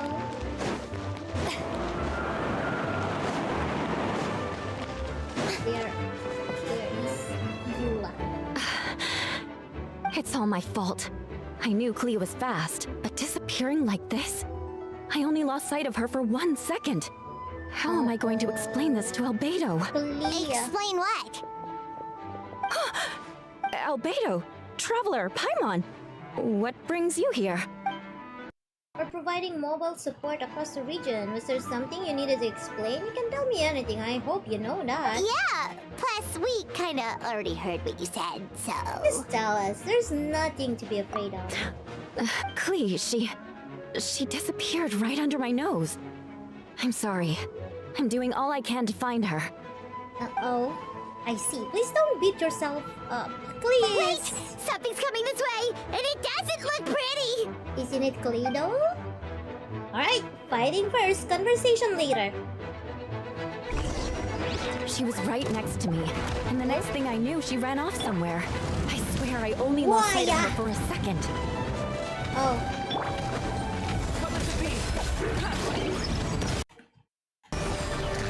Yeah, wait. Hey, isn't that Dodoku? Isn't this Dodoku? Right over here? Those bombs. I see what you mean. She's not to be underestimated. Bombs. Bombs right over here.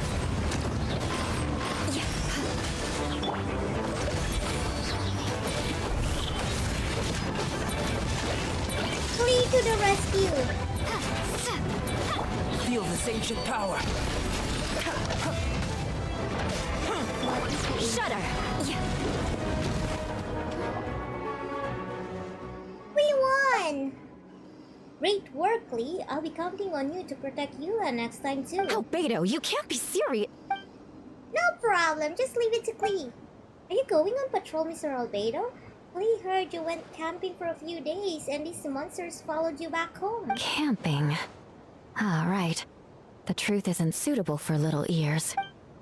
That's right, so I need to report back to Master Jean to settle my expenses. If you have some time, I'm sure Eula would be grateful if you escorted her back to headquarters as well. Of course. I in your capable hands, Spark Knight. I want Klee. It would be an honor. Klee will do her best.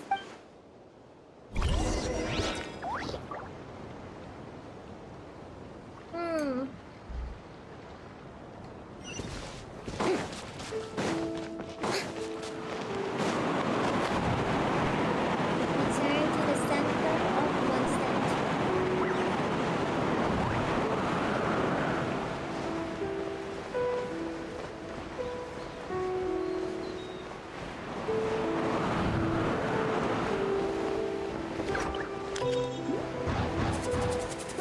Oh, center is over here. Phew!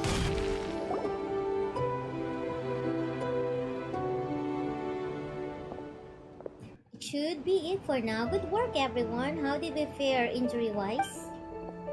Good, our preparations paid off. Injuries are few and far between. I have the full record here.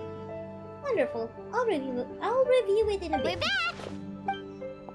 Everyone alright? Amber? Yep, right as rain. We're back. Klee kept Miss Eula safe the whole way. That's amazing, Klee. Eula was lucky to have you. Looks like we're still missing a few. Reporting back, Master Jean. Mission complete. Good to have you back safe and sound. And great work, everyone. This operation could not have happened without you all. Your leadership is what made it possible, Master Jean. It's been a busy few days. You should take a well-deserved break. I will, but I believe you deserve one most of all. My work isn't finished, I'm afraid. I have a few loose ends to tie up. Loose ends? Ah, yes, of course. We can talk about it back at the headquarters. MingMing and Paimon should be there too. Alright, everyone who has finished their work should head back to their quarters or to church to get some rest. Wanna come with us, Klee? We can drink some tea and eat some freshly baked moon pies.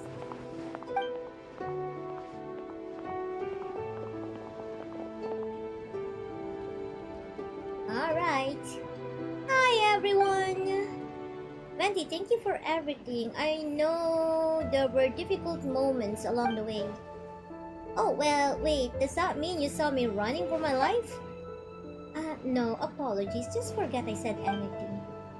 Just kidding. But you're right. It was tough out there. I almost lost my hat to the wind several times. Any notable information on the wind?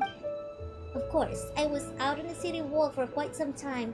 I heard all sorts of things. As for something notable, well, I picked up on anxious voices and child's anger.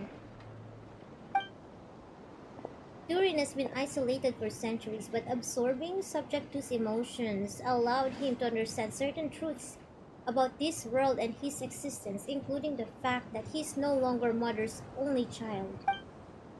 or her most perfect creation. It's obvious he found that fact difficult to accept. The emotions he felt in response were quite genuine, and I say human. If I eliminate the perfect creation, I will be the only child mother needs. This mindset arose out of Durin's instinct to compete and survive, and came to dominate all those around him.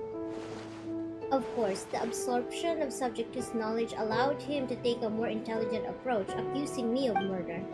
In the end, however, Durin still lacked sufficient social intelligence. The fact that his army even got this far is a miracle. Oh, no wonder Venti sensed a child's anger through the wind. That same feeling, it's close.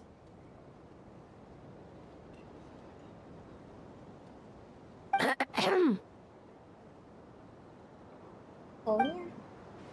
Miss Fonia, here to make a report? Oh, nothing much to report, actually. Is that so? During the battle, we're talking about your transfer to the 7th Company. You were in charge of patrols and post-battle reconnaissance this time. How did everything go? Good. No problems. I see. If you don't mind me asking, why did you come from that direction? And why are you alone? Did you think we were still meeting at the side gate? There was a change of plans. We sent the message over the wind in the last few minutes of the battle. There were a lot of changes during the operation, but I imagine you missed those as well. Because you're under Durin's influence, and you have been since your trip to Dragonspine over 6 months ago. Run.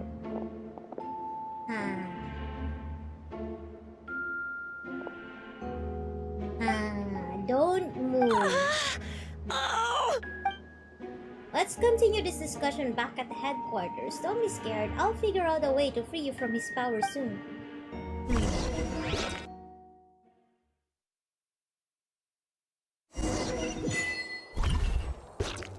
Restless child. Is it still? Or still? Okay. Talk to Jean.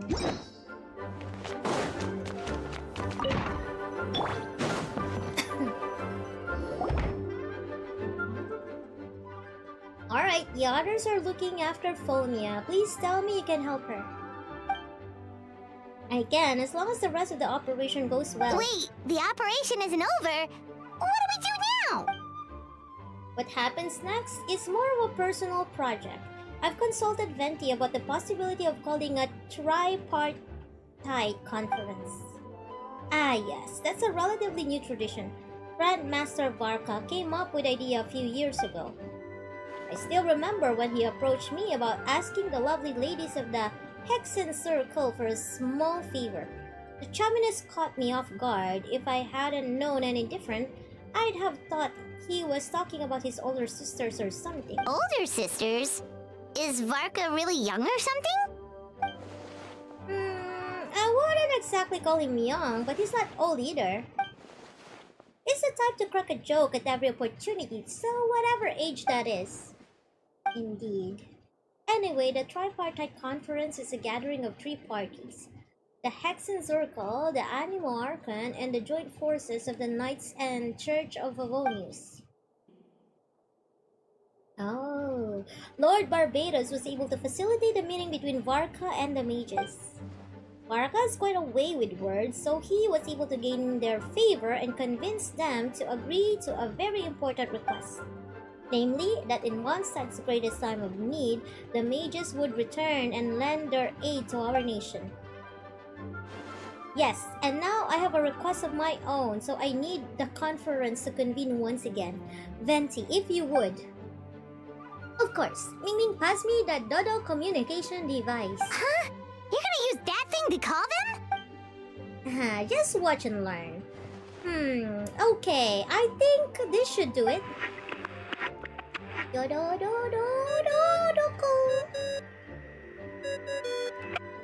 What's that ringing? Is it the wind or something? Hold on, that's not the right voice. Wait, Barbados? Varka?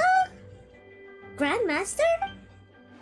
Oops, I put in the wrong number. Sorry, Varka. You're probably busy right now. Considering I'm surrounded on both sides with a group on my tail looking to turn me into mincemeat, yeah, I'd say so. Where is Varka? Ah, yes. Well, have fun with that. We can talk some other time. All right, pass along my regards. Oh, and I owe you for those drinks, don't I? Just take it from my stash. I keep it in... Hey!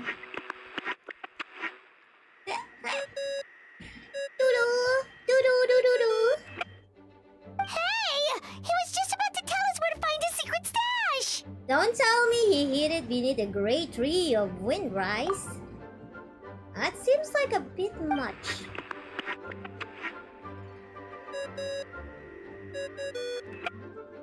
Okay. Hello? Who is this? Greetings, Miss Alice. It's Venti. Venti? Nope, it doesn't ring a bell. Chicken broth? Are you still having chicken broth? Why is it nasty? Chicken broth is supposed to be yummy. You're really gonna tease me like this? Fine, it's Barbados. Apologies, just a bit of fun. What can I do for you, dear Barbados? Why does she sound so old? You still remember the tripartite conference, right? I'm calling on behalf of a friend. He's asking for a meeting. Oh? And which brave soul is it this time? It's me, Aunt Alice. Albedo, captain of the Knights of Favonius investigation team. Request a formal meeting with a Hexen Circle. And what is your wish, dear Albedo? I want to accomplish something unprecedented. How unprecedented? Something even your mother, Rhine-daughter, never accomplished? Rhine-daughter. In terms of technique, no, but in terms of location and materials, yes. Okay, that makes no sense. You've piqued my interest. I'll be right there. Oh, are we gonna see her? Be right where? Here? As in this office? Hello again, everyone. What? What? This is Alice? Seriously? Hello, Aunt Alice. I see you've turned yourself into a giant dodo cone. Darling, isn't it? It even has its own hat. Huh? Wow. The attention to detail. Pleasure to see you all again. It's been a while. On behalf of the Hexen Circle, I hereby grant Albedo's request. I'm guessing you still need to prepare? Take your time. Just come find me at the long table when you're ready. Aw, that's nice of you. So cute. I suppose it's just my nature, darling. Thank you, Aunt Alice. Before we set out, there's someone you need to meet. Head to my office. It's waiting for you there. Okay.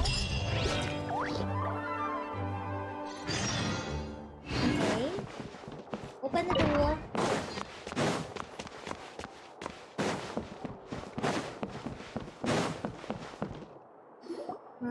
Hey, have you ever wondered why Albedo always keeps his office closed?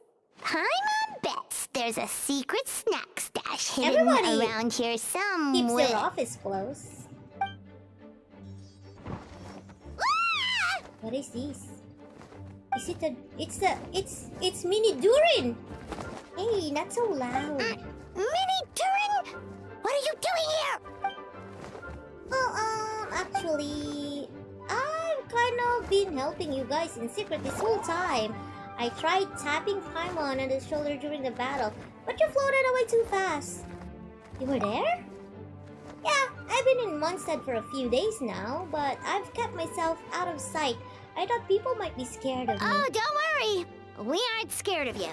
Ah, thanks. So, what brings you here?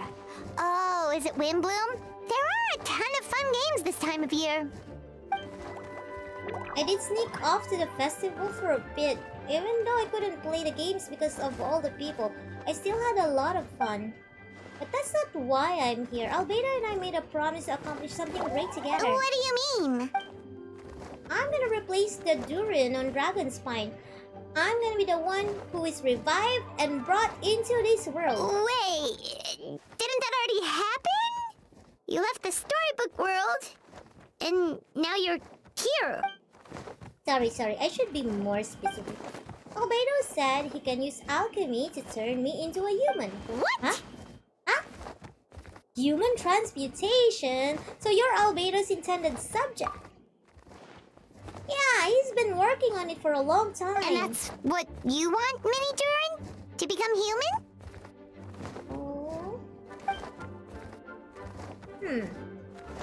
I don't know if I want is the right word. I don't even know if there's a right answer in a situation like this. But I do know this. I have just as much of a right to this name. I don't want to lose to the other Durin. Isn't as simple as changing form. I know, Albedo talked to me about that. He said the Durin on Dragon's Spine is a lot more aggressive and primitive, almost like a beast. But Mom created me in a storybook. The pure parts of me can balance out the evil parts of him. If I'm honest, I don't know what that will look like. If I can still be me once I become one with that part of him. Maybe without a complete soul, there was never really a me to begin with. Albedo said these kinds of questions are normal. We're all just trying to figure out who we are. But I'm not afraid of change. I want my life to have meaning, and suppressing an evil dragon becoming human both sound pretty meaningful to me. So don't worry, no one is forcing me to make this choice. Well, turning you into a human sounds like a huge project. No wonder Albedo wants to get the mage's approval. Ugh. Yeah, I'm really grateful to him. We're kind of in the same boat, you know. Albedo told me he's the Corradi Prince, a synthetic human. And if this works, I'll be one too. We will be the only two of our kind in the whole world.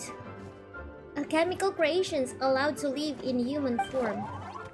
If all living things are grouped together by species, and there's only one other person like me in this world, I guess that'd make us family. Definitely! You've just gotta trust one another! Actually, while we're on the subject, does your friend Hat Guy know about this?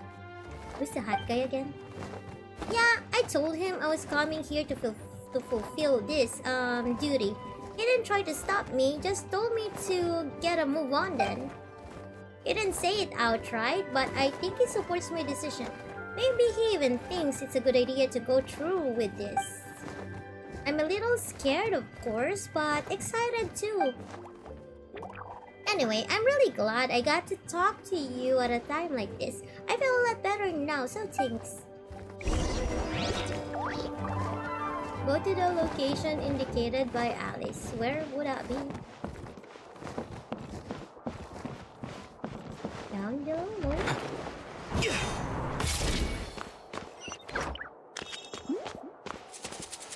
No?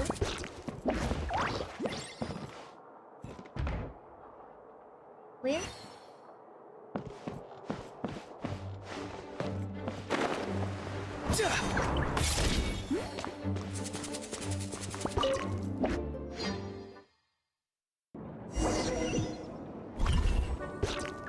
Your party configuration can be changed.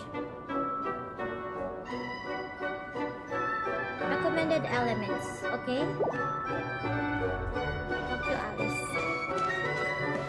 What are we gonna do? Alice. Welcome, one and all. Please sit wherever you like. So, no unspoken rules to be aware of? I don't want to unwittingly park myself down on some important lady's chair. I highly doubt anyone's going to mind where you sit, Lord Barbados. But thank you for being so considerate. Jean didn't fancy tagging along? What happened in the city today? If she left, there really would be no one around to lead the Knights of Pavonis. All right, never mind. I was just hoping to treat her to some tea. Oh.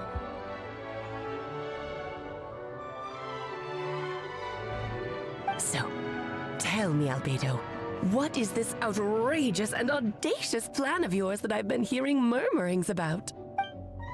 I'll get right to the point. I intend to kill the evil Durin in Dragon's Spine. Oh? And I'd also like to request some alchemical reagents from the Hexen Circle. Which ones? I'm all... First would be the flesh of that immortal monster from the Merjivari. Interesting. What else? The other is a portion of the embryo left by my mother, Rindotier. Ah, the raw material from which she created her monsters in the past. There's not much of it left. Dragon blood, monster flesh, and embryo. Sounds to me like a formula for creating life. Correct. Durin's heart has continued to beat ever since the day he died. That means it's just a matter of time before he eventually returns. It could be centuries away or millennia, but the day will come. I've spent years investigating in Dragon's spine, so I'm well aware of the danger he poses. He has already posed a considerable threat to Mondstadt at less than half of his original strength. There's no telling how dire the consequences could be if he ever regained his full life force. Hence, if we want to be free of the dangers posed by his blood and limitless vitality, we must find a way to eliminate Durin entirely. Unfortunately, Durin is a special entity. Even after death, he could reawaken at any moment. So the solution is to kill him and then resurrect him in a different form. Upon resurrection, he will no longer be the creature he once was. In fact, he will no longer be a monster at all, because I intend to transform him into a human-like being. During the summer, Klee and I visited a fairy tale world called Simulanka. It was created by mages from the Hexen Circle, so I'm sure you know of it. Of course! It was even the home of one of M's children the other Oh, I see. It was during that journey that I learned with certainty that Durin would return to life one day. That experience inspired me. I met the pure soul M had created, and I knew if I wanted to change Durin's fate, he could be the key. To that end, I devised an alchemical model for the transmutation. The soul will come from the fairy tale dragon of Simulanka, the blood from the original dragon's heart, and the monster remnants from the Merjivari and the embryo mother left behind will form the flesh. The corrosive nature of the dragon venom and the heightened vitality of the monster remnants will offset each other, keeping the constructed body in perfect balance. A powerful side effect can be triggered when festering forces and life energy collide. In an alchemical setting, the results are sure to be nothing short of outstanding. Astounding. The glint in your eye when you talk about these ideas. You really are your mother's child. Do you see that as a bad thing, Aunt Alice? Of course not. To me, you're both extraordinary individuals. I find you fascinating. In any case, now I see why you asked Venti for help. The raw materials you seek are extremely valuable. The misuse of even the tiniest amount could cause unimaginable chaos. That said, we're happy to give you what you need. But there is one condition. You need to prove you can wield them. And so, you must pass the Hexenzirkel's trial. I understand. I figured something like this might happen. That's why I asked MingMing to come along. Wait, I'm joining you in this thing? You're not even gonna try to talk me into it? Oh, you need convincing? I thought you'd want to keep an eye on me. Who knows what sort of outlandish things I might attempt without someone to keep me in check. Fine, I'm not going to argue with you. So you know our tricks, huh? Aunt Alice has always loved a spectacle. Any chance to witness friends come together to support one another. Well, success means little if you have no one to celebrate it with, no. Although, I'm afraid dear Paimon will have to sit this one out. What? Why? The Hexenzirkel trials are no walk in the park, my dear. Besides, I already decided on the structure. Because you're no use, Paimon. There's only room for 2 participants, I'm afraid. No more, no less. You understand, don't you, Paimon? Oh, don't be too angry with your dear aunt. Aw, you're so cute, Aunt Alice. Okay. You can turn off the charm. Paimon will stay behind. Thank you for being so understanding. Then, whenever you two are ready, interact with the chessboard on the table. It will guide you through the trial. Chessboard? Then let me make a formal request. Will you go through this trial with me? Of course. Are you ready? Just Then, about. my dear children, get ready for a taste of the Dodo King's magic. Dodo King's magic. Okay. Here we go.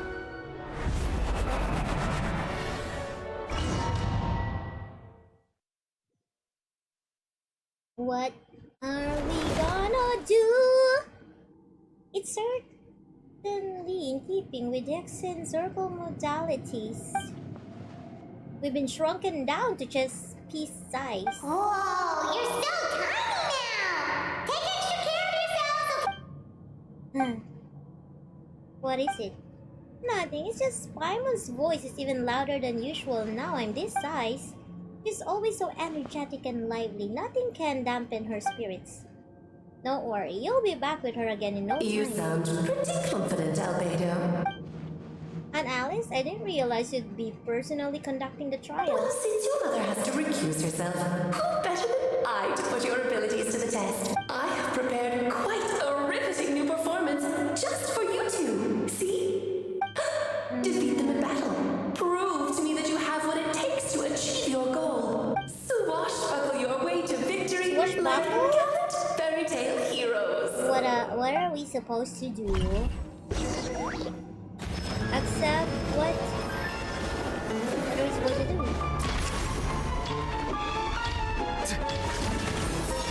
Hey! Shower me with praise! Wheel of life. Witness my great undertaking.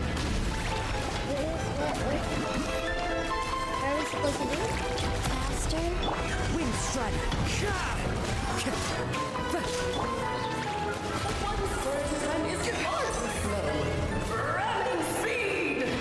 Oh yeah.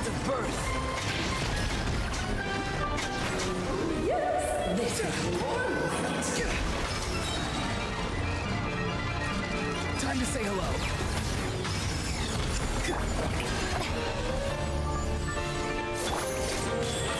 Moment of birth.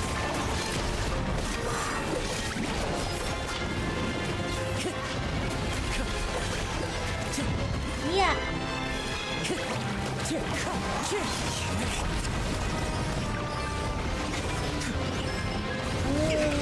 Witness my great undertaking. I'm flying. What is that? Oh yeah! No. Strike pose!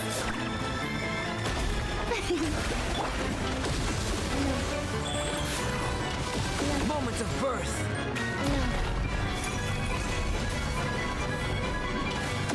He's the one who plays the chess. As one with wind and cloud.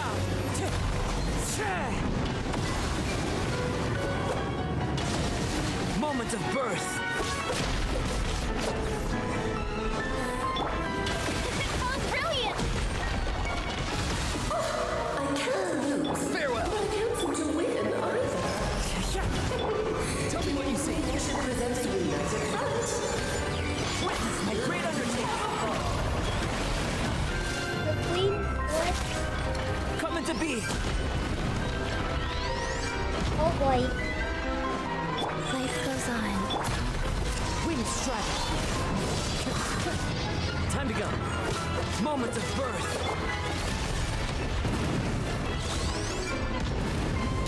Burst forth.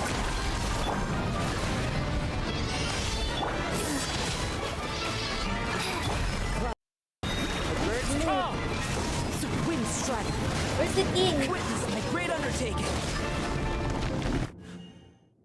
Did I do it?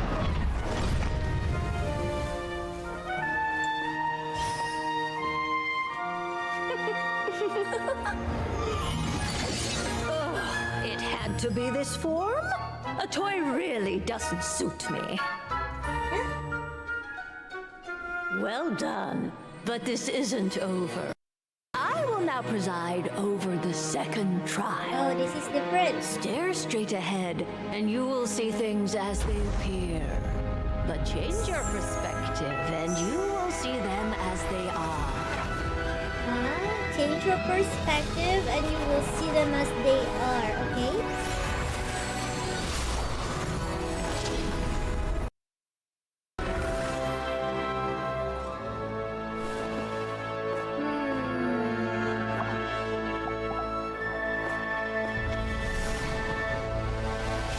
Change my perspective.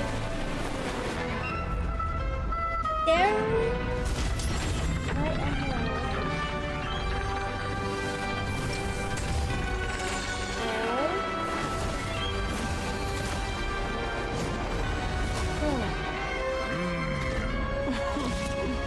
The trial awaits. Change my perspective. It said, change my perspective like this. Only by turning the world on its head can we see its true colors. So it begs the question, what do you see on the other side of this chessboard? This is all rather dreary. Humans will gain legs with which to ride. So, in the spirit of wonder, I prepared a little surprise for you. No need to thank me, of course. Just a small gesture of kindness from me, Barbara, Trismegistus, to you. How do we turn?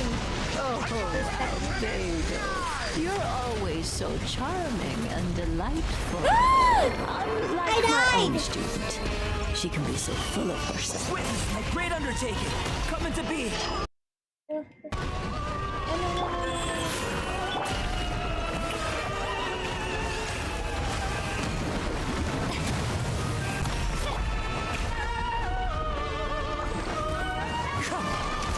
What does it mean? Do I just...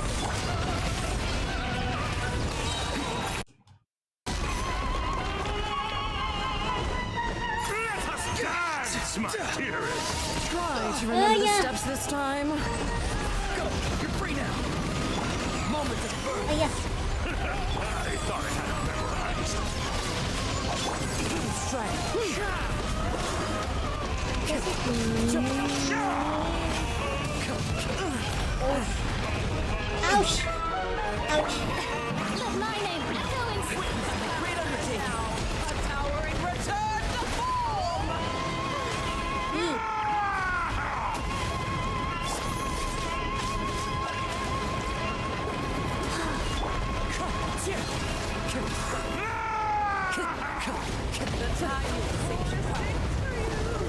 Oh no!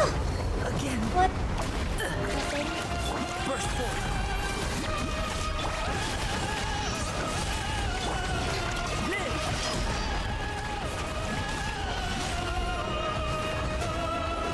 Moment of birth.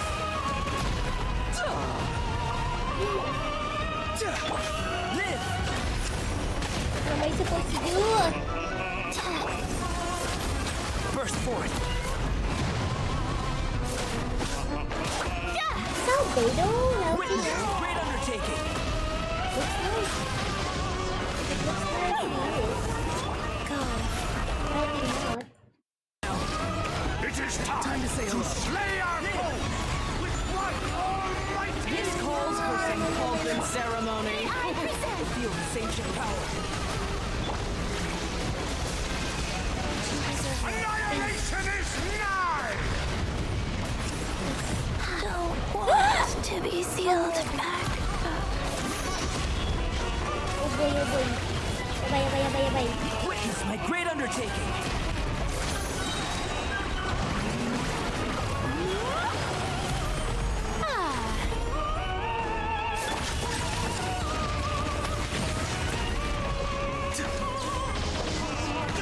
Confirm. Moment of birth. Why not?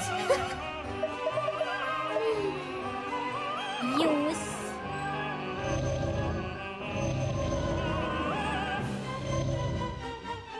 GG. My power is immense! Just don't get stuck in the barrel. How brilliant! Wind strike. To kill the ascended king. Moment of birth. Time to go. A towering Time to go. The curtain call! Argue. Okay.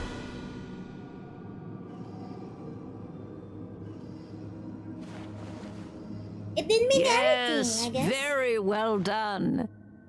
Oh, they've grown up so fast. I'm so proud. Really? Well then, I'll leave Barbells? you to debrief the others about today's events. Huh?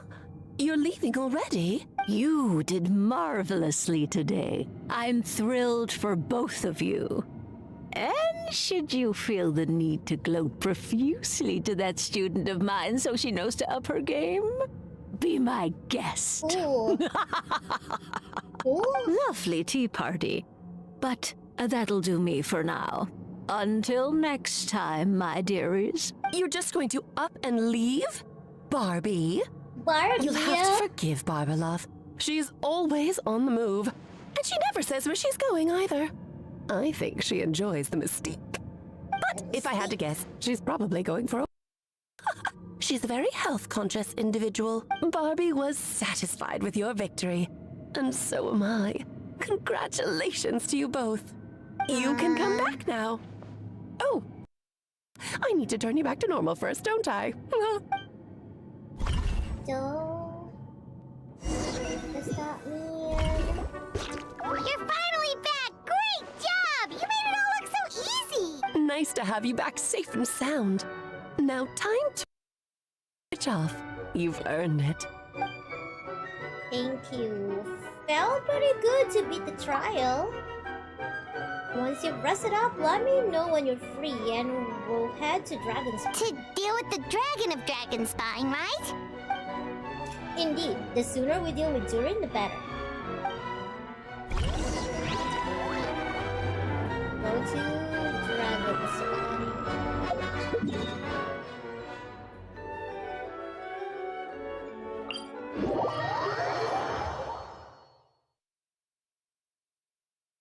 Bum, ba-da-dum, ba-da-dum, bum, bum. Oh. Wait. One of my people is dead, so let's go here first. Okay. I can go back here.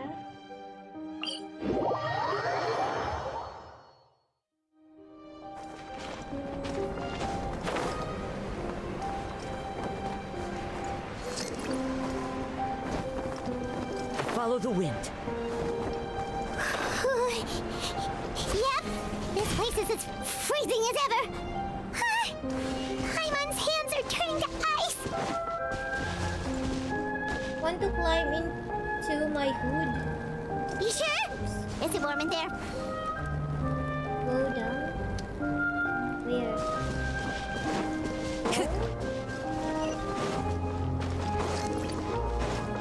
Oh, here.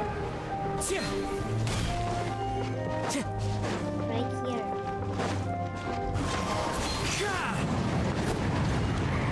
I need that.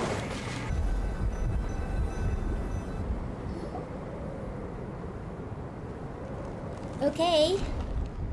We arrived. Sorry, Paimon, I have to get to work now. Still beating away after all this time. Leave it to me. You two, stay on guard.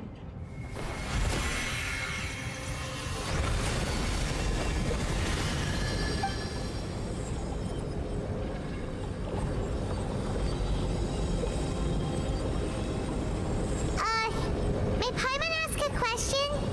Don't! Who is Durin to you? Do you think of him as one of your kind? And is he a dragon, person, animal, or monster? What are you, Paimon? This is the question. From an alchemical perspective, we're both artificial creations. But biologically speaking, we have no relation whatsoever. So to say we are kin would be categorically incorrect. Sounds like you prefer humans to dragons then. It's not so much a matter of preference. Rather, as things stand, I would say I belong to the class of human. Albeit a unique category thereof, but then again, most forms of life in this world possess some unique traits. I am perhaps the most unique among humans, and that I'm the only one of my kind, but soon there will be another just like me, assuming this alchemical project proves successful. I believe Mini-Durin already told you of his intent to replace the Durin of Dragonspine. After my conversation with him, he also expressed a strong interest in becoming human. It's a fascinating prospect, not to mention an extremely challenging one, but I understand why he came to that decision. Do you see this as an act of creation? Well, understood in the broadest sense, this project deals with both the past and future, and stands to profoundly impact many lives. That primarily is what makes it worthwhile. Helping Mini-Durin become who he wants to be is a secondary consideration, though still a meaningful one. By contrast, my personal motivations are nothing so grand and meaningful. I'm just pursuing something I believe in. In my view, to cultivate life, which the world cannot generate and go generously, is to cultivate the world itself. Whatever aids life in attaining a greater level of perfection improves the world by doing so. It is not a question of whether this ought to be done or not, merely whether I wish to. The alchemical enterprise is concerned with deciphering and comprehending all forms of knowledge. That is the path I walk. Of course, that's not to say that this is just a science experiment to me. Anything that affects Mondstadt, I approach first and foremost as a member of the Knights of the Phoenix. Does that answer your question satisfactorily? Well enough, thank you.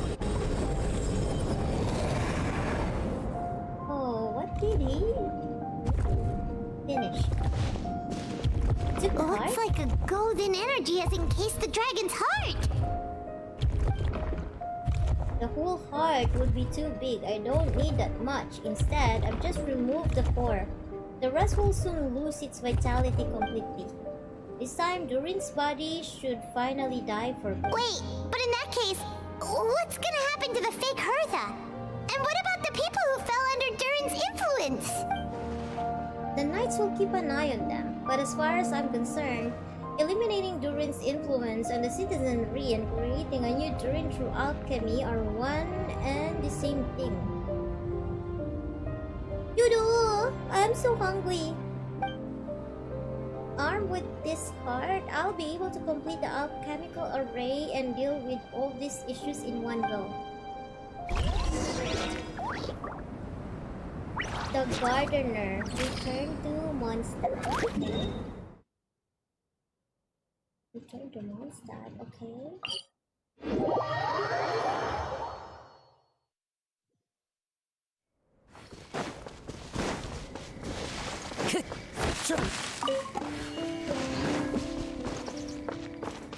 Oh, hello, Lin.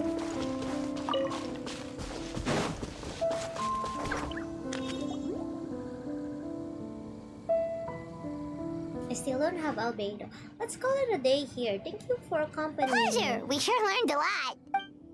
Mondstadt's a lively place during the Windbloom Festival. You should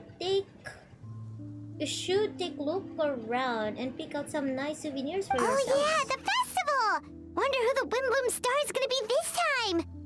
Is there gonna be a star? Well, we've been too busy dealing with this situation the entire time. Who else would be free to work during the Windbloom Festival? I'm sure we'll find out on the day of. Wait until 2 days later.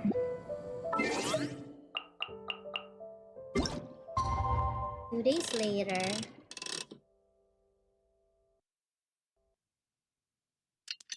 Why does it have to be 2 days later?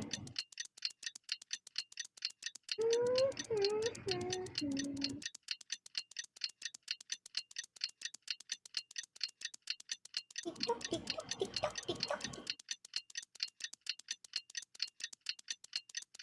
Why? Why does it have to be 2 days later? Okay, done. The Windbloom Festival is about to begin! Let's go check it out! Go to the plaza. Okay.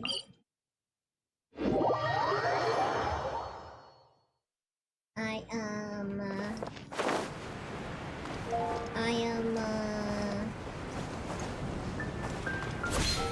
lazy. easy to walk, so we'll just teleport.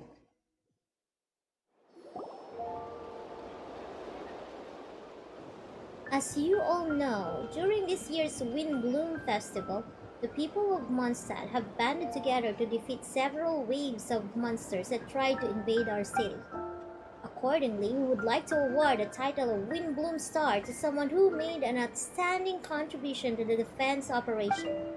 This is someone who may not look like a strong warrior, but whose keen insights played a vital role in gaining control over the conflict. His words and songs always have a way of lifting people's spirits, and they were a great support to us all. Let us give a round of applause to this year's Windbloom Star, Venti the Bard! Yeah! Venti? Ah, no way, you're really gonna pick me? Why not? You're the perfect person for the job. Alright, does that mean I get unlimited free drinks at the tavern? I'm sure they'll be more than happy to support this year's Windbloom Star. If you'd like, you can even take a drink while you give your acceptance speech to the crowd. In that case, let me swap out the speech for a song. Everyone, the best bard in the land is about to begin his performance, so don't go away. Gather round and lend me your ears.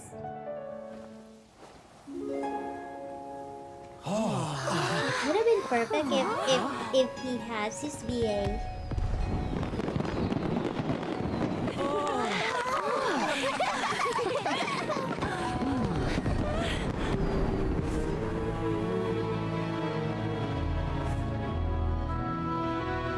It's Albedo.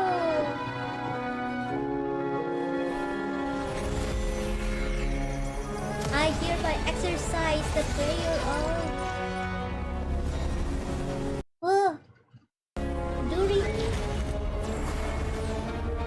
What's happening?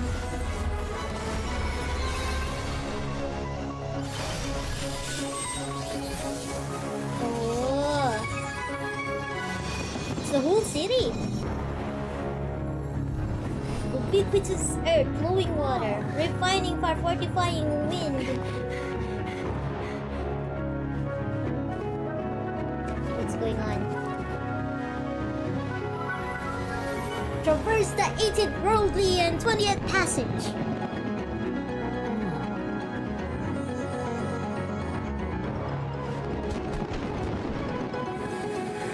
Emergent soul, enter the mortal realm. Who is he gonna be, I wonder? Elevate festering flesh into sacred blood and bone. Oh sages, witness my grand endeavor.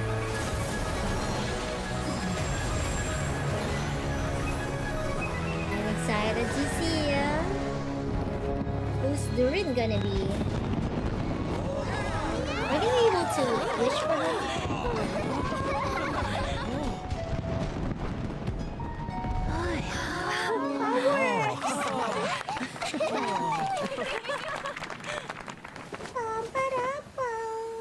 How was it? Not bad, right? Okay. Let's see. Oh. Looking good. We have a human dragon.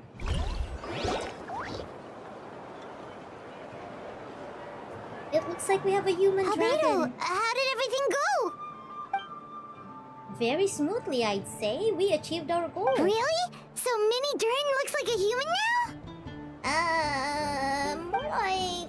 Correct. However, his newly formed body is still stabilizing. We should give him some time. Incredible work, Albeit. What? They're not gonna show! I graciously accept the compliment. It really is rather remarkable what we've accomplished. I'm gonna save for Durin. So, how do you feel right now? Quite good. I did what I set out to do and achieved a personal goal. I think even she would have made a rare facial expression had she seen it. She? My master and mother, Gold, Rhindotin. A long time ago, she sent me to Mondstadt with the instruction to complete a task of monumental importance, to find the truth of the world. I had a theory about what she meant, and in time, I was able to corroborate it.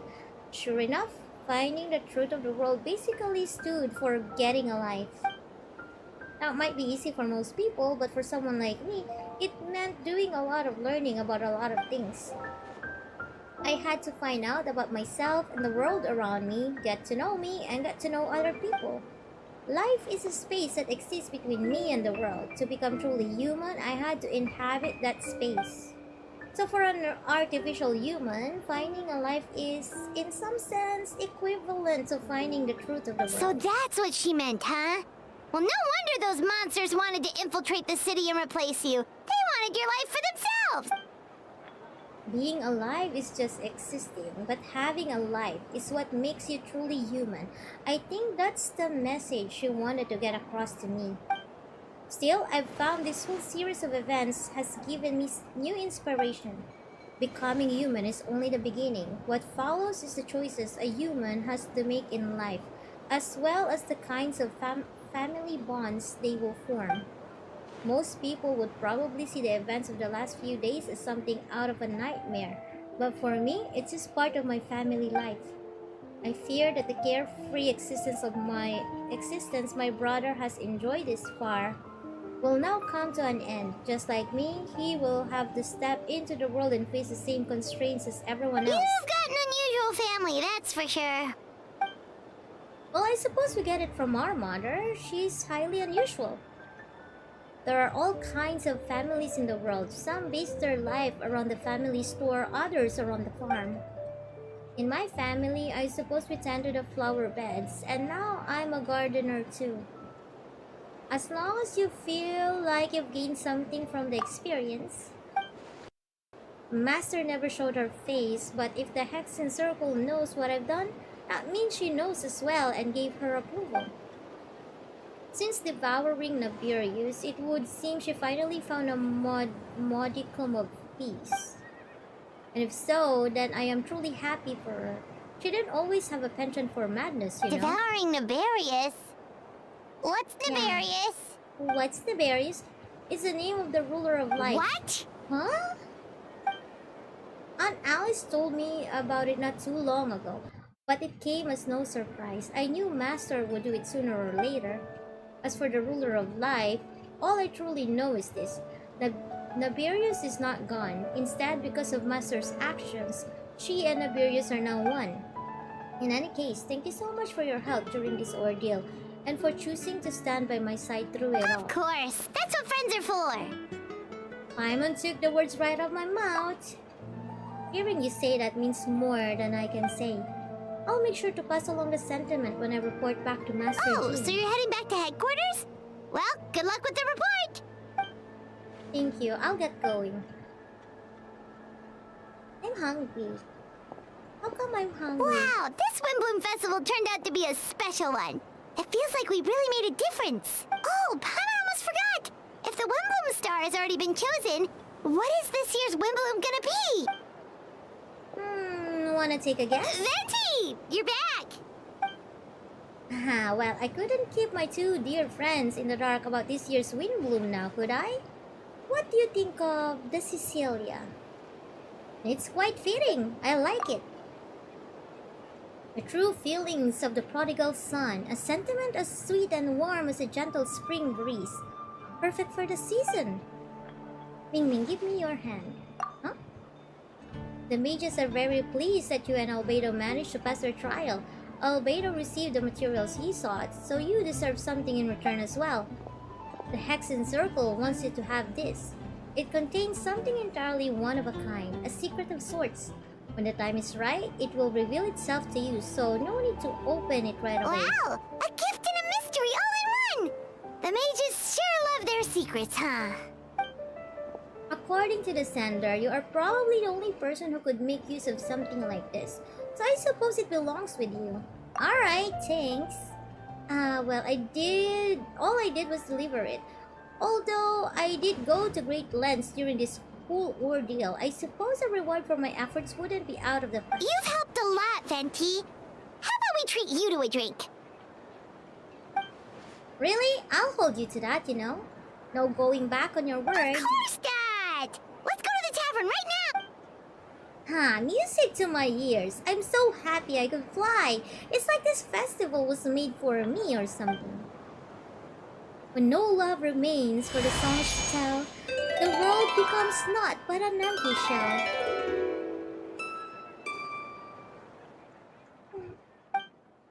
Cruel is said fate, cruel it may be.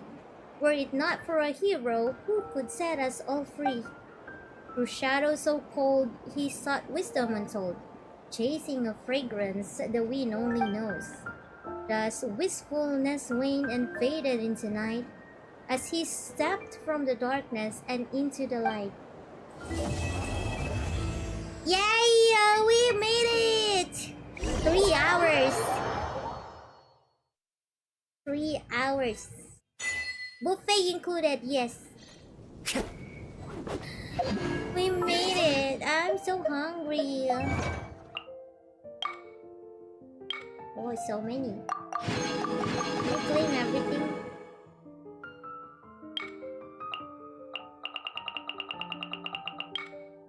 I guess we've claimed everything. Leave.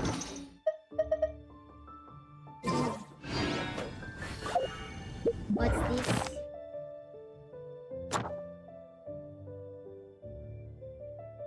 Can I claim? Okay.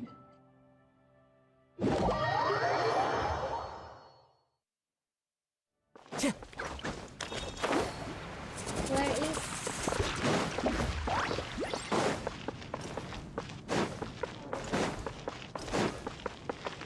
Ad Astra Abyssosk.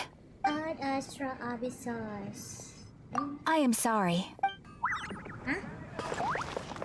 Ad Astra Abyssosk. Claim. I am sorry, but you have not yet completed enough commissions. What are you saying? Ad Astra Abyssosk. I thought I have.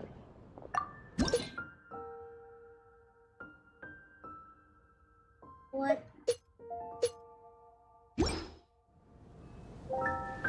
Ad Astra Abyssosk.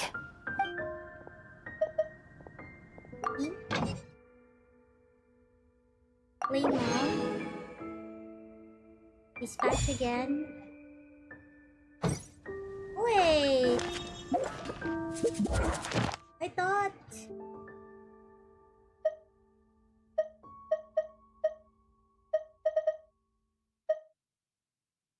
Claim. So, why can't I not claim?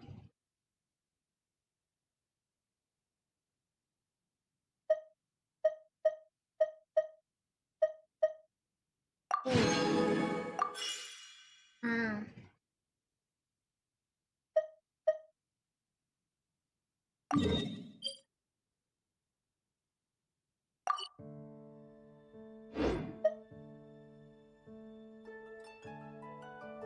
Return. Now Ad can I Astra claim? Abyssosk. Thank you for completing today's commissions. Here is... Okay.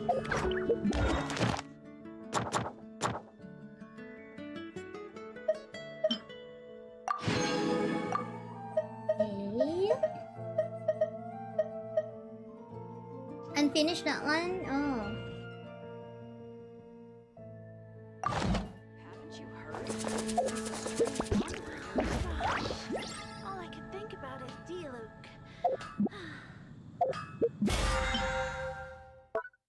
No.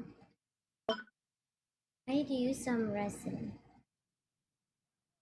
Okay, I'm quite hungry, guys. So let's check first. I think we can.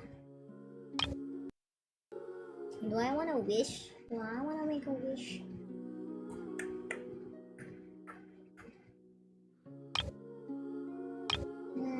Thunder rents seconds. What is this?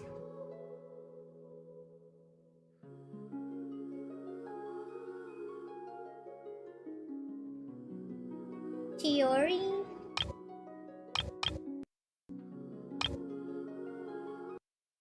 Wait. I could... Oh, wait. I thought I could...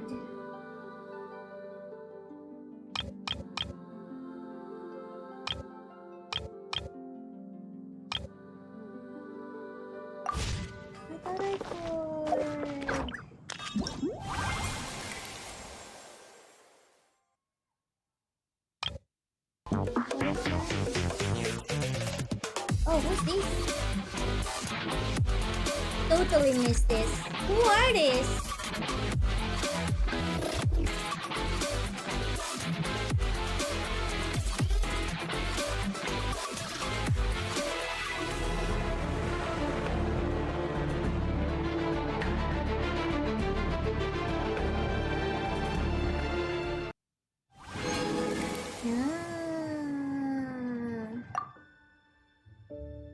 Okay.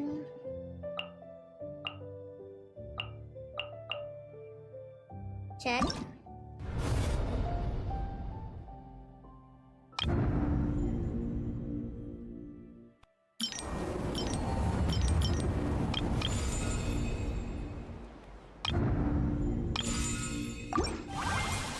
Wait, I thought I was don't I have...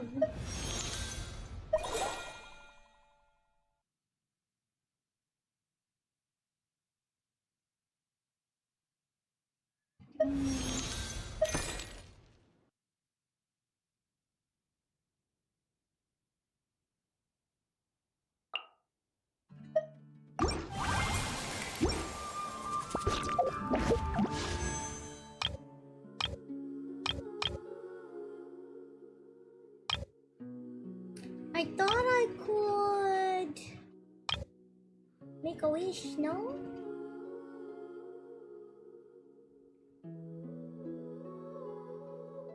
What happened here? Did I choose her?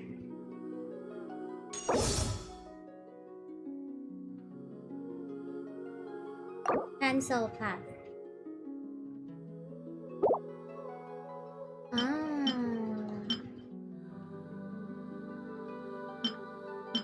I think I selected by mistake.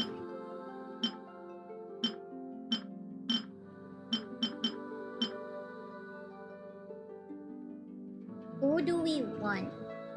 Kamisato.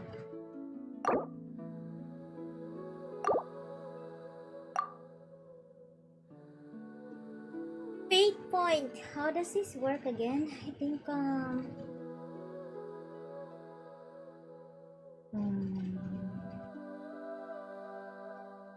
shop.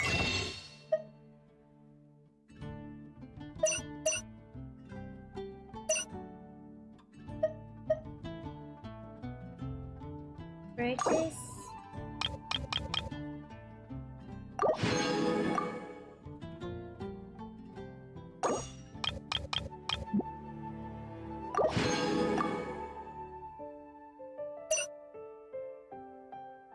Do I have enough?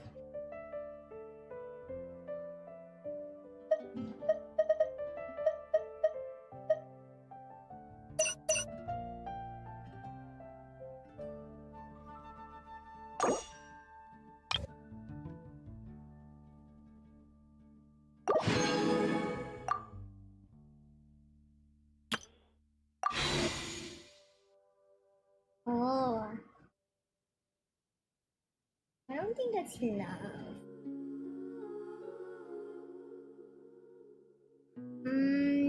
Leave.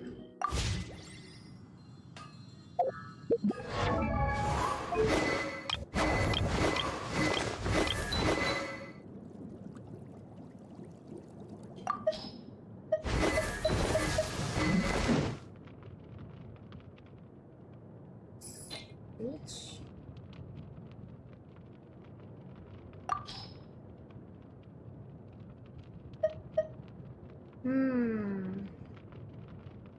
I need one more black cliff slasher. Okay, let's buy black cliff slasher.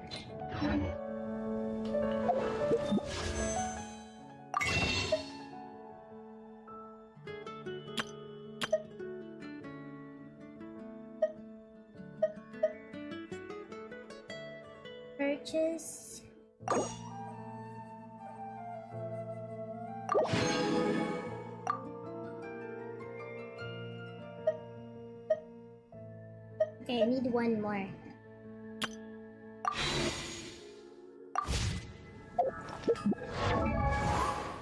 Mabwika.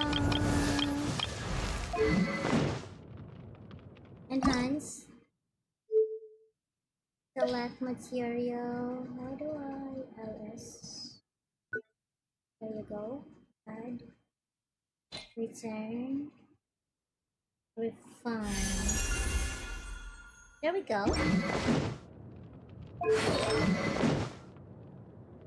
Okay guys, thank you so much for hanging out with me. I am hungry, so I'm gonna go eat, and if I still have the energy, maybe we will hunt some monster?